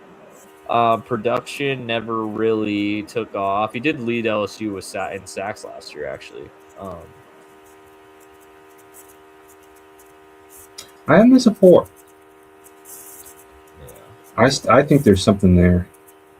I would still have him above Lawson, honestly. Yeah, that's fine by me. All right.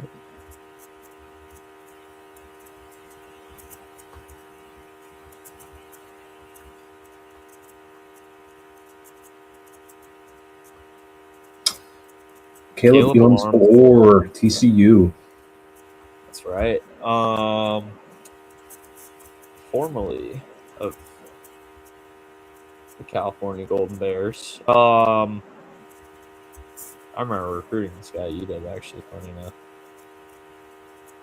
It's been around forever. No, I'm just kidding. 6'2", 234.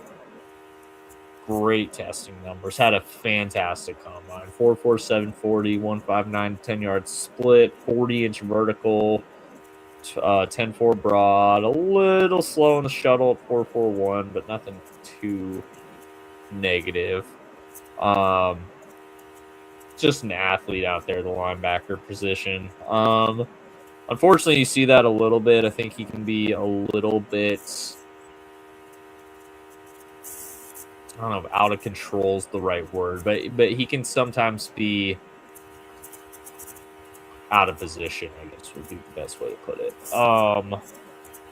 Still need to work on his pursuit angles, I think. I think you see, because I can say this as someone who recruited him out of high school. He was an edge rusher in high school. So you can tell he's still somewhat getting used to the linebacker position. Mm-hmm. But the traits are there athletically for sure. I'd probably have him in the 4 range, probably below Lawson, just because he needs work, but he has some fun athletic traits. Mm-hmm. Sky Ma. Row the boat. No, this is ASU. Oh, wait, I was thinking of someone else. Yeah, I know. Who was I thinking of? Who's there's a Minnesota linebacker. There is. Or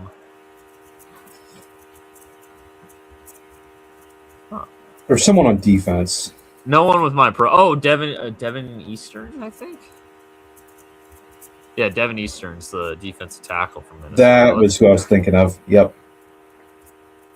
Let's see. There's also that's the only guy from Minnesota I've created a profile. Maybe I was thinking of Coy Parrish too, but he's not drafted. Oh yeah, but he's and he's at Oregon now. Maybe you're thinking of Cody. I remember I watched a lot of Minnesota trying to figure out Calera. Right. Oh, there's probably that. Who's the Raiders linebacker out of Minnesota last year? Lindenberg? Oh, that's who I was thinking of. Cody Lindenberg. Is that his name? Cody Lindenberg. Yeah, Cody Lindenberg. That's right. What I was thinking of. There you go. Legend. But Keyshawn Elliott's from ASU. Forks down.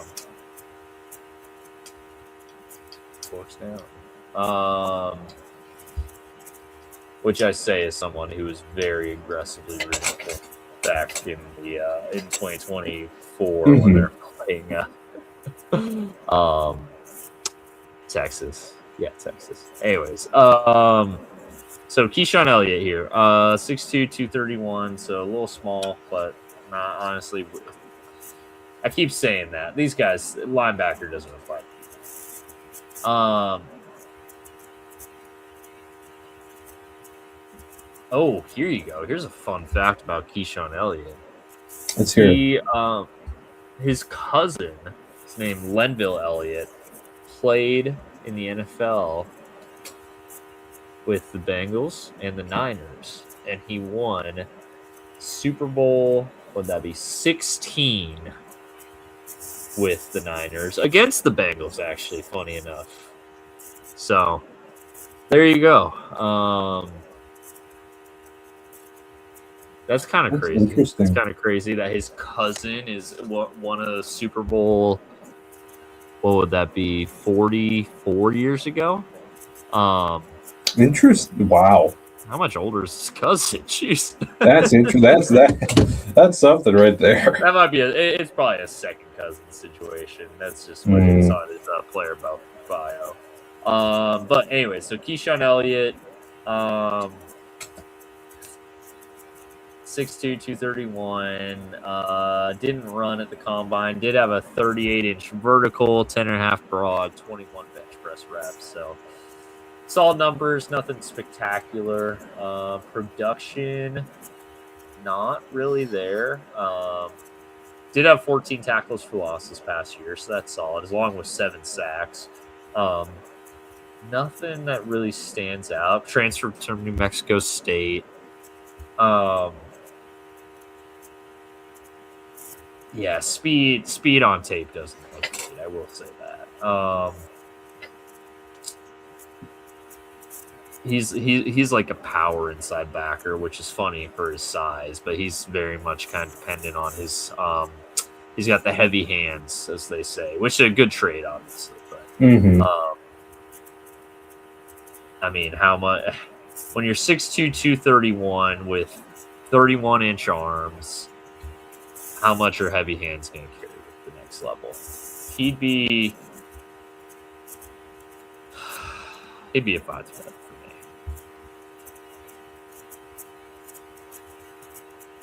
Yeah, that's fine. Bryce Betcher, your favorite player. Undrafted. UDFA. UDFA. Oh, man. All right. We got to at least talk about him a little bit before we throw him in there. What are you measuring at? 6'1", 233. A lot of production, but again, he's been around forever, so you'd hope that's the case. Yeah, I'm fine putting him there. Aiden Fisher, Indiana guy, Indiana backer, captain of a national championship defense. He's a fun player, but I'm so skeptical of most Indiana players working out in the NFL, man. That's fair. Didn't test the combine. Production solid obviously solid this past year. Was a third-team All-American.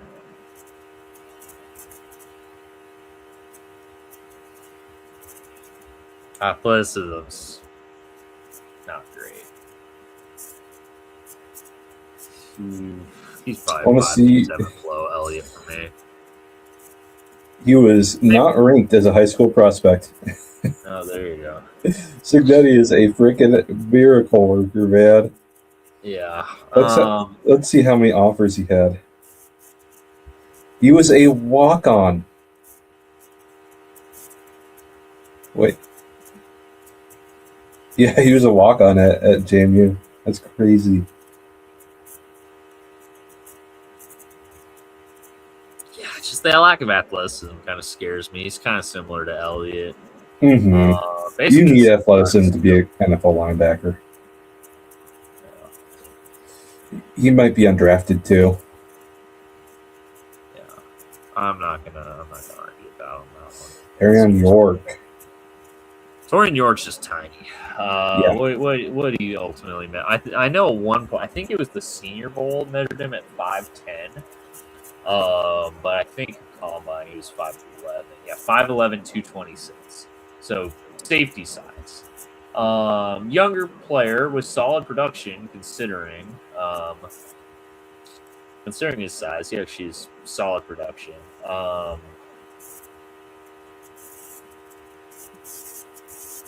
short arms. Yeah, 30-inch arms, which, he's 5'11". He's not going to upgrade. That's fine. Yeah, he just feels he feels like a what am I trying to say? He feels like a college darling and not gonna ever to be much in the NFL. I mean, I think he'll be a solid special teamer, but where do you value that? Round 7 to undrafted, honestly. Yeah. Like that's where Brewer went, right? And again, the production, I think, for me personally, would put him above Betcher and Fisher. Mm-hmm. But and I do think he'll be a solid special teamer, but I'm not drafting this guy. I'm sorry.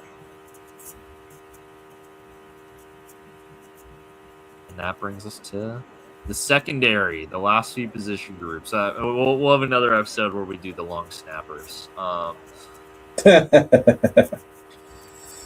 Mansour Delane. Yeah, there's a bunch of fun names in this corner class for sure. I think in the secondary class as a whole is fun, so this will be good. Good way to finish off here. Mansour Delane had an awesome pro day. All these guys have had awesome pro days, honestly, especially McCoy, we'll talk about in a minute. I think firmly established himself as a first-round player. I think Delane's probably a 1A guy. Yeah, I'm cool with that.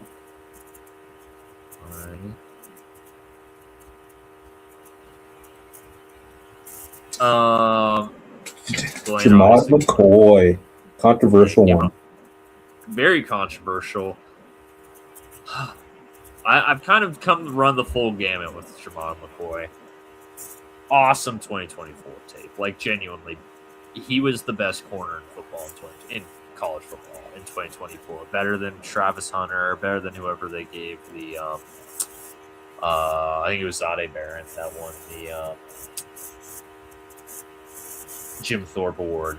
McCoy was yeah. Didn't play at all in 2025.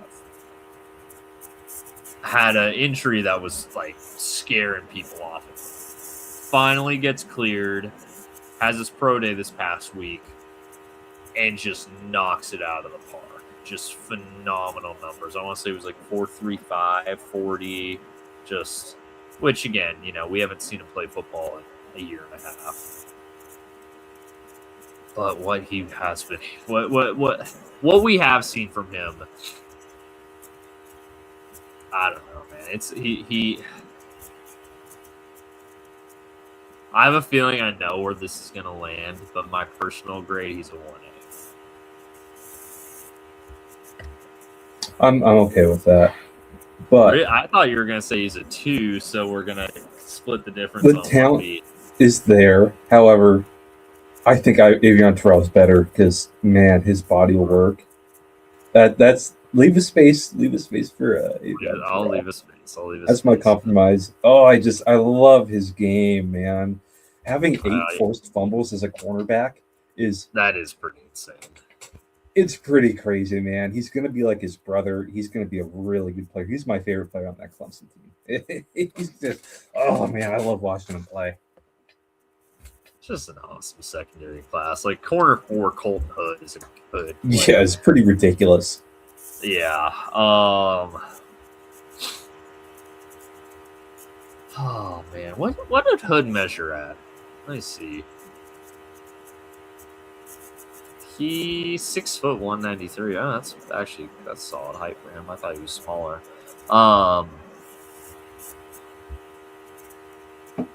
Obviously stepped in as Tennessee's corner 1 this past year. Had an awesome year, Senior Bowl. He'd be a 1B for me. He's a good player. I'm cool with that. Yeah.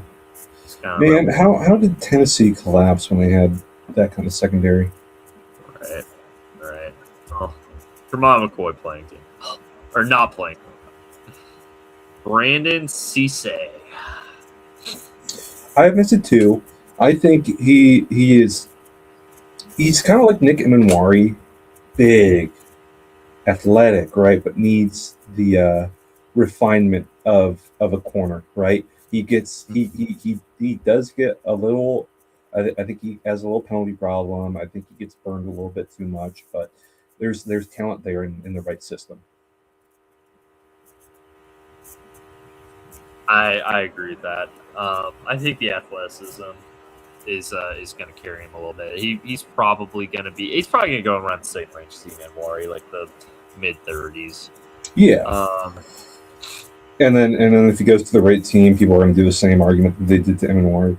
I did the same thing. I way overthought that one too, because I wasn't the biggest Emanwari fan.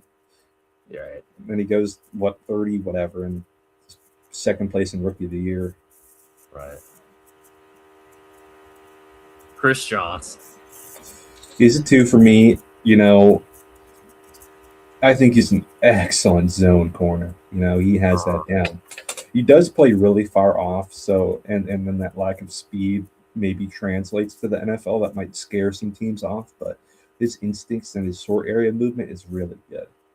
Yeah. I was saying above or below Cisse? I'd have him below. Okay. That's fair. D'Angelo Pons. I have a feeling it's going to be a disagreement point for us. All right. What do you have to say about Pons? So, Pons. Let me first start by acknowledging your point. He is tiny. Like, small. Now, he actually came in a little bit bigger than I thought he was going to be. He actually broke the 180 mark in the combine, I believe. Or was it like 170 something? Point being, he's small. Very light. 5'9", 182. Okay, so 5'9", 182. But my goodness, man. What did he? I can't remember if he tested. Well, I pulled that up. His tape. He had that 41-inch vert. 31-inch vert. Okay. 30? 41. 41. Okay, I was like 31. What? Okay, good. 41-inch vert. Okay, yeah. Oh, hold on. I got him with 43.5 here in NFL.com.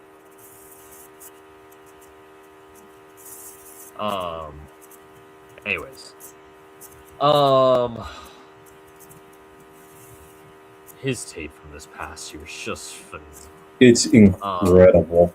I think if you're just the tape, ignoring traits, ignoring size, athletic testing, size, all that, if you were just like, I think his 2025 tape is right there with Delane and Terrell as far as the best corner in football from 2025. Now, factoring in the size does limit. He is going to be a nickel guy for sure. If not a safety. Right. I think his tackling is a little worrying. That's fair. Especially if you play him at nickelback. You got to tackle as a nickelback. True. That is true. Yeah, especially the size. Like, the physicality element's probably going to be somewhat of an issue. Now, I'm not going to go crazy and say he should be a 1A or a 1B guy. I do have him as 2. But he would be my top-rated 2. Like, I'd have him above 6A Johnson. I have him as a 3. That size is very, very, very, very, very concerning. You cannot seriously take a 5'9" corner in the second round. All right, we're going to split the difference and put him in the boat. All right.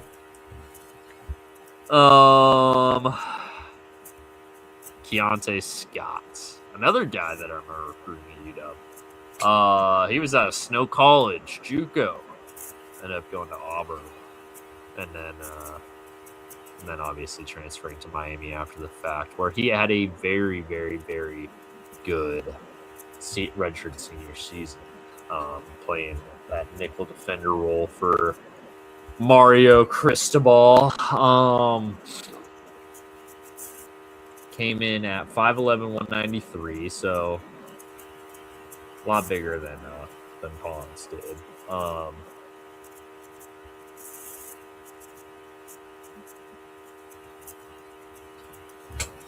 Very aggressive player. I mean, as far as like, if you're looking for that Mike Hilton blitz off, and he's a little bigger than Hilton actually. But if you're looking for that Mike Hilton blitz off the edge type, like Keontae Scott's gonna make a career out of that.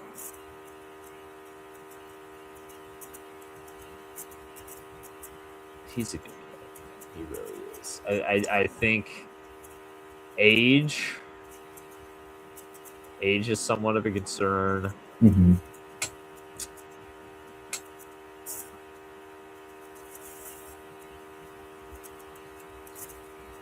But I don't have I mean, he's probably he's a 3, but he's a good football player. He's gonna make some team in the third very happy, I think.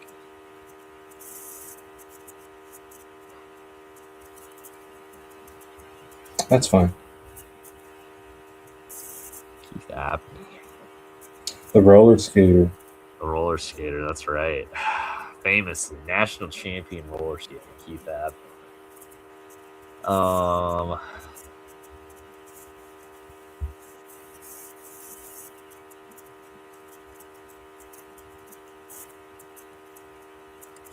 187. Didn't really do anything at the combine. Hey, never mind. He did do bench press. Got 15 reps. So there you go. Only 3 years. Only 3 years in college. So younger player. Again, probably a guy who's going to come in and play primarily in the slot. I like his fluidity in that spot. I think sort of the roller skating comes into play. He can flip his hips well. He would be a solid 3, I think. I think him and Scott are kind of in that same conversation. I think so too. They seem pretty similar. Yeah. Davison Igbinosun, every Ohio State fan's favorite member of their secondary. Grabby, very grabby. Which it feels like every year there's an Ohio State defender that's very grabby. This year it's Davison Igbinosun. Got called for a lot of penalties at Ohio State. He did. He's grabby. But I don't think that's from a lack of like a lot. You see a lot of times where these players that they're grabby because they have to make up for a lack of athleticism, a lack of size, lack of something. I don't think it's a lack of anything with him. I think he's just not very aggressive and not the best coach. Yeah. Could use some better coaching too. Right. Let's see. Did he measure? Obviously measured. Did he test? I don't. Yeah, there you go. 4.45 40's good. 1.58 splits, fine. Only a 34-inch vertical, 10-foot broad. So explosiveness numbers not fantastic. Speed numbers are strong. A lot of production. He's a guy that I don't know. He's a guy that you need to feel real good about your secondary coaching. Like if Seattle drafts him, I think I'd feel pretty good that they could make him a solid pro. It depends a lot where he ends up in.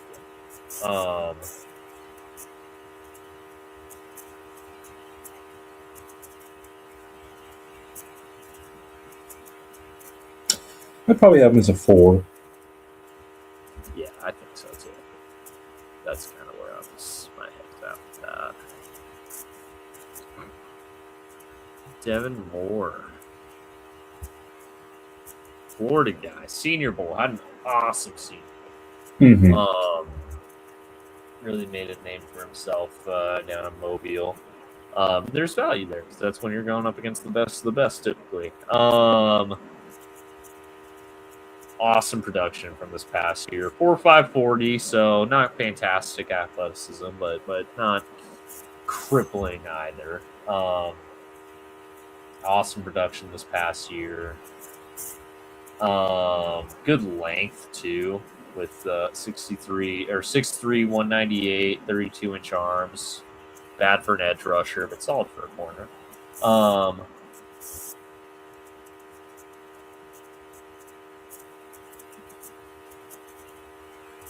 Not a ton of tread on the tires from a with good and bad, right? You know, you don't want to get them overworked. You don't want to get them when they're already all worn down, right? But he did only start 17 games in his career. Has missed time due to injuries in 3 of his 4 seasons.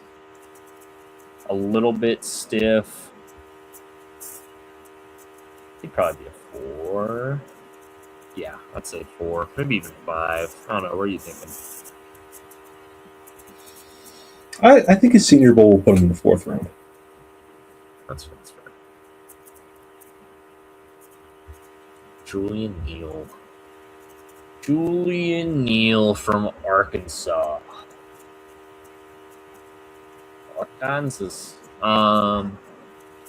Razorback.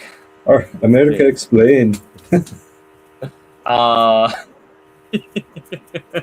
classic. Did every drill at the combine, which is awesome. You do not see Shout out. Shout out Julian Neal. Did every drill at the combine. Someone still believes. 4.49 40, 1.59 split, 40-inch vertical, 11.2 broad. So he did every drill and that performed pretty well. 3 cone, you got a 7.13. That's not great. 4.2 shuttles, solid. 16 bench reps. Who really thinks about bench reps? Definitely, and you can kind of see that 7.133 cone on this tape. He's definitely stiff.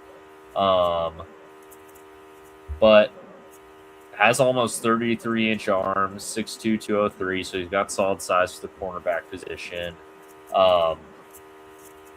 Like his explosiveness, like his long speed. I think he'll be able to hang with guys long. I just don't know. Like he's the agility numbers make it. He's never going to be a slot defender. I'll tell you that much. I think he can do a better job of. Well, no, his production numbers are pretty solid. I don't know. I think the athleticism, the size, make me think he's probably not third rounder, 4th rounder. I think he can work with something there. I think I'd probably have him a little bit ahead of Moore. That's fine. More of a body of work, as you say. That's right. Malik Muhammad, brother of Oregon Duck legends, Jabbar. Oh, that's right. Yep. Or is it brother or cousin? I can't Cousin. Cousin.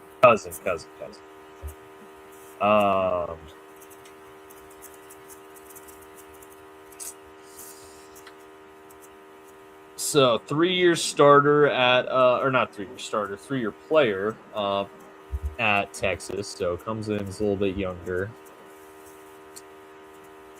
4.4 240, 1.51 split, 39-inch vertical, 10.10 broad. So good testing numbers for sure. 6 foot 182, so a little bit light. Didn't do any agility drills, which is not fantastic if you're going to be light. Gotta want to see if you can play in the slot. Doesn't really have the numbers to tell us whether he can or not.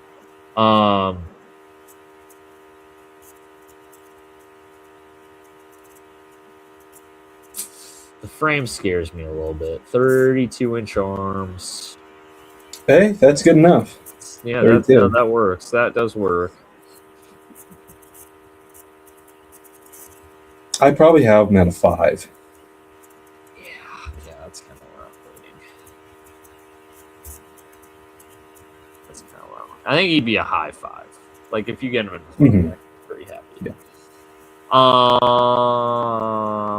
Chandler Rivers. Talk about. I mean, man, he very underrated player here. I think if you get him on day 3, you're happy. Yeah, he's absolutely a 4. Just awesome production for multiple years. He'd probably be top of 4 for me personally. I'm cool with that. Yeah, absolutely. I think you feel. I think I feel better about Rivers than these other guys we have as 4s. Not quite a 3, but I feel better than him. There's less red flags on his tape. I just think he's maybe not quite. I think if Igbenogson hits his potential, like He can be a really time. good corner, but So where I think Rivers, you're kind of coming in, he steps in, he's kind of complete product, but you're gonna like what you get. Dalen Everett, George Boy. I have him as a 4. I like him. I think he's underrated. Yeah, surprising. I mean, not a lot of Georgia defenders get underrated, but he is one of them. Not a lot of talk around him. He had an awesome combine, 4.38 40, and that's 6'1", 196, so solid size. Yeah, no, I can get behind that for sure. Where do we have him stacked up here? I'll defer to you. I have him top around 4. I think he's going to be a solid NFL corner for sure. All right. I like it. Ding, ding. There we go. Okay. Whoa.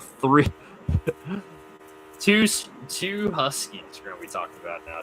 Tack Davis to start. Should I make more room? I probably got him at around 5. Okay. All right. Size is awesome. Can't deny size. We know what teams are going to be interested in him. Cover 3. You could say it's Pete Carroll's game. Will Lee the third. Will Lee the third. The blanket.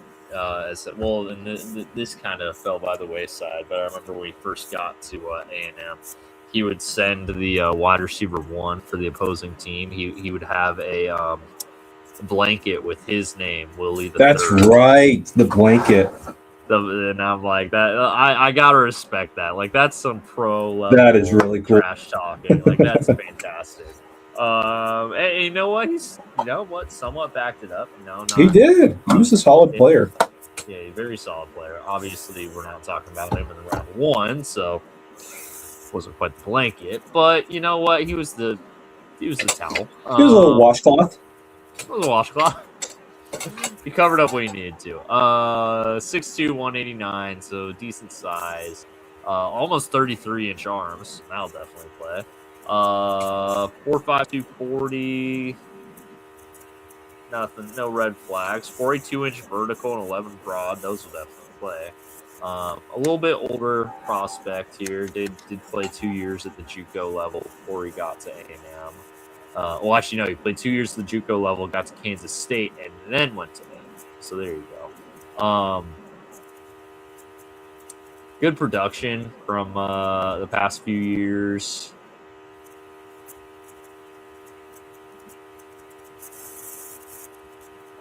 The vertical speed, I don't know. It's not like 4.52 is terrible, but it's not like it's a little below average. I think the traits are there. He'd be a 5 through 7. I love those explosiveness numbers. 42 vertical is pretty fantastic.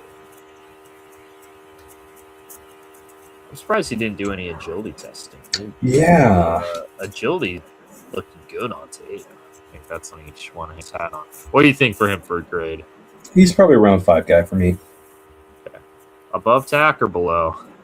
I'd say below. Yeah, good. I think Decario has more production. Like not as like corner or picks, but like as a shutdown corner. Hezekiah? I love Hezekiah Masses. I love this guy. This is one of my guys. He awesome tackler. Can play in the box. Great breaking on screens, on perimeter throws. Just tough guy. Leader. He's one of my guys. I got around 4 grade, maybe even low 3. He is one of my favorite players in this DB class. Super underrated. I like it. I love that. Let's see. He's probably a nickel, but he can tackle. He can tackle, man. He you can tell when like a DB likes to tackle. Oh, for sure.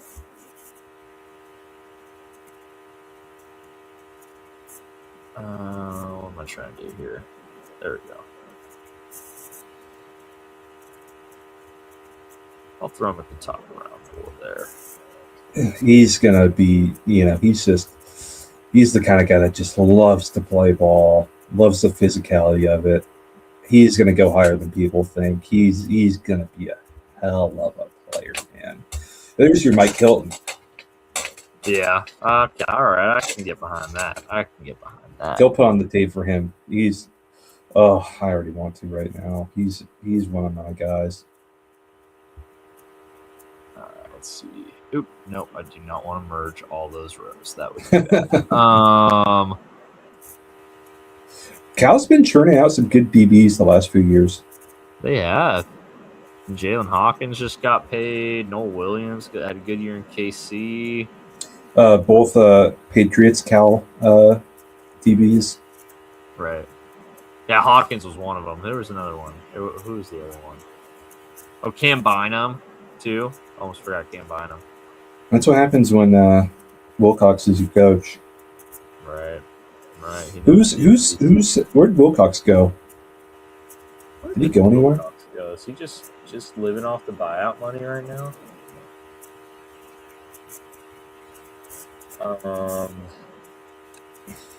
Nowhere. Nope, he's nowhere right now.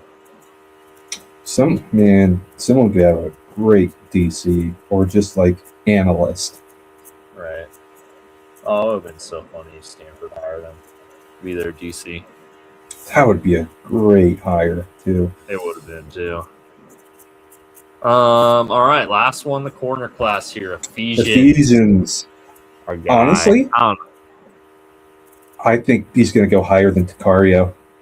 Really? That's interesting. Okay. Yeah, the word is that the NFL likes him.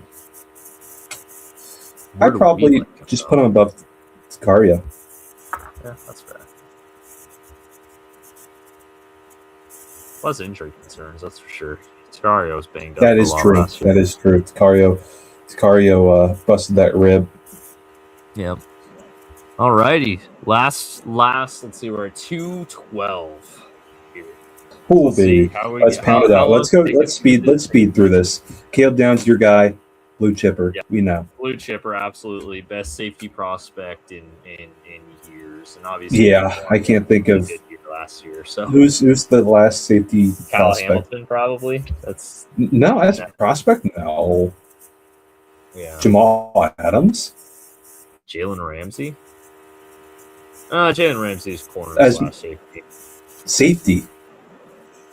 Yeah, Jalen Ramsey had some safety. I think maybe Jamal Adams. Who's another super high rated safety? Like Eric Berry. Ooh, Eric Berry. Eric Berry. Earl Thomas went 10th, I think. Yeah. Yeah, highest drafted safeties in NFL history. Sean Taylor and Eric Berry at 5th overall. Jamal Adams at 6th. LaRon Landry at 6th. Michael Huff at 7th. Mark Barron at 7th. Kenny Easley at 7th. Yeah. I'd probably say highest since Jamal. As much crap as I give him, he was really good at he had a couple of good years in New York too. It's not. I mean, he got traded for 2 first-round picks for a reason. Or was it 2 or just 1?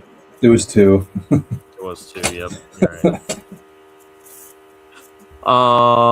Dylan Thieneman. 1A. I love his game, even though he's a Duck. Man, he's a good player. Yeah, man, he really, really is. Just awesome tape.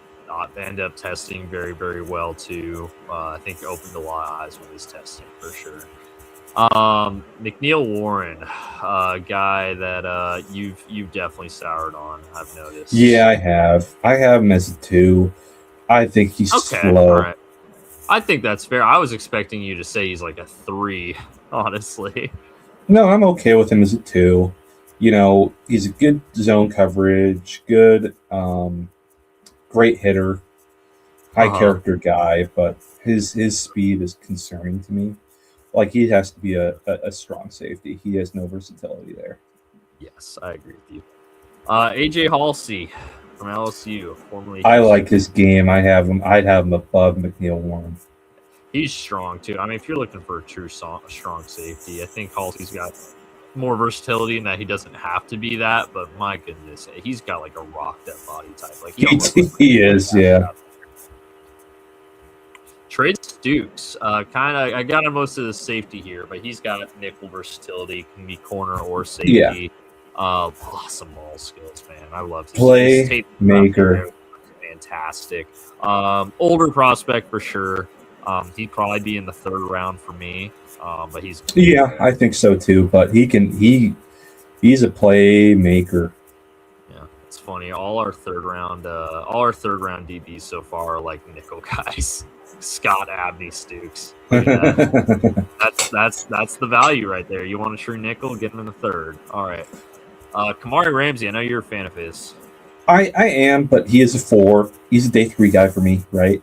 Okay. I think he's got size, length, coverage ability, right? He's a Kobe Bryant to me. Yeah. I will say I watched a little bit of him. He seems like he has no interest in tackling all the time. Yeah. You hope he's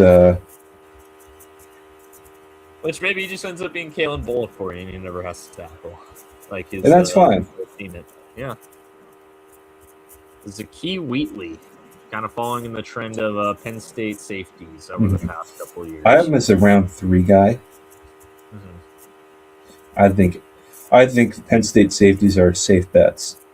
Yeah, they are. They definitely have been. Above or below Stukes? I'd probably put him above. That's valid.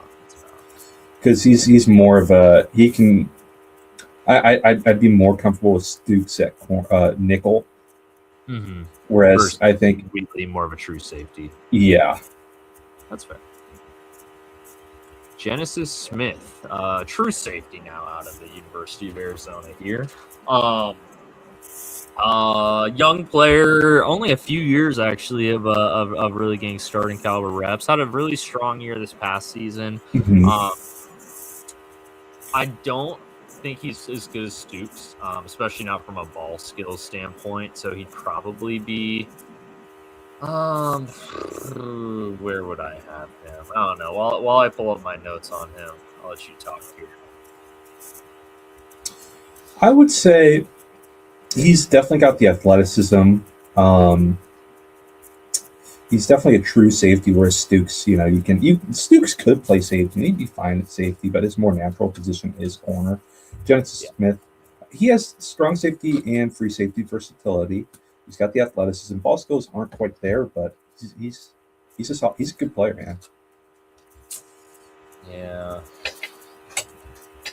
Got some 42.5-inch vert. It's pretty great. And it's the 20-yard shuttle. It had a 4.18 shuttle. That's awesome. That's really good. I'd give him, I'll say 4 behind Ramsey, I feel okay there.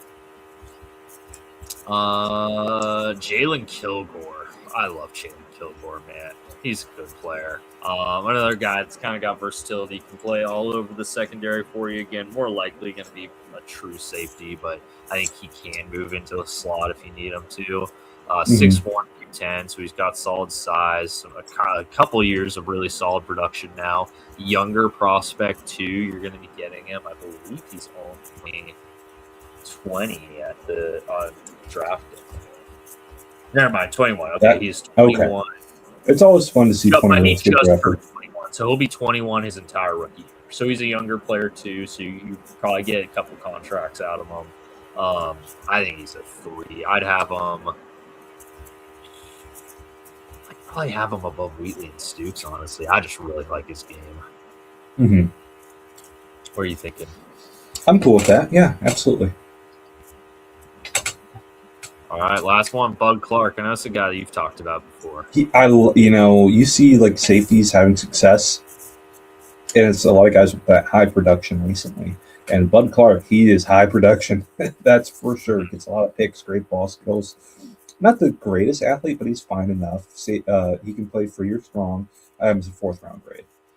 I love it. Above or below these guys, or in the middle? I'd have him above. I'd actually agree with you there. I think Clark's got a few less red flags than those two do. And there you go. The horizontal board. We did it. We did it. Well, let's see. 1, 2, 3, 4, 5, 6, 7, 8. So we had 8 first round offensive grades. 1, 2, 3, 4, 5, 6, 7, 8, 9, 10 defensive grades. So we finished with 18 first round grades. That's not terrible. I think we thought it would be less. Yeah, probably. A little less. I think the other day when we were talking, we were kind of counting it. I think I had 16 at first.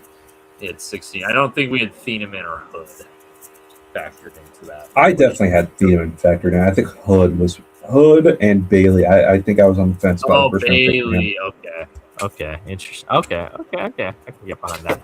Look at, I mean, if we're just looking at here though, like second round is going to be the round to grab your edge rusher. Mm-hmm. Third round is going to be that round to grab your center. Mm-hmm. Let's see. Round 3 also is going to be good for receivers. Honestly, all the middle rounds are going to be good for receivers. Late round DB depth. A lot of late round. Yeah, look at that. Our 4 through 5 corners. Chunky. Yeah, we love it. Look at that. The horizontal board is complete. We're so close. 20 days. Yeah, we're less than 3 weeks. Yeah, 19. Well, it's past midnight now, so 18 days. Oh. 18 days away. It's coming up. They'll be here before we know it. And we'll be here right with you. That's right. We'll have our sometime this coming week, because it's now Sunday. Happy Easter Sunday, by the way. Oh, yeah.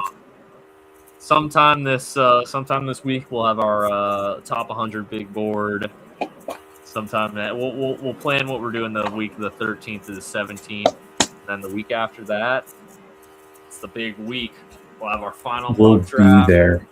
We'll have our draft day stream, of course, our live reaction to the greatest movie to ever be made, and of course, 3 straight days of streaming the entire 2026 NFL draft with live reactions, and hopefully this year I don't have an allergy attack that absolutely is killing me. You're getting it out of the way now.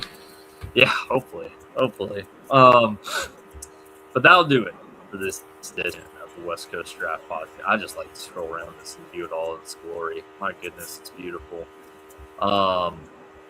Any closing thoughts, Mr. Jokinen? If one of us makes a big board, all of us make a big board. If one of us click like, all of us click like. If one of us subscribe, all of us subscribe. Thanks for watching. And unlike Tiger Woods. No.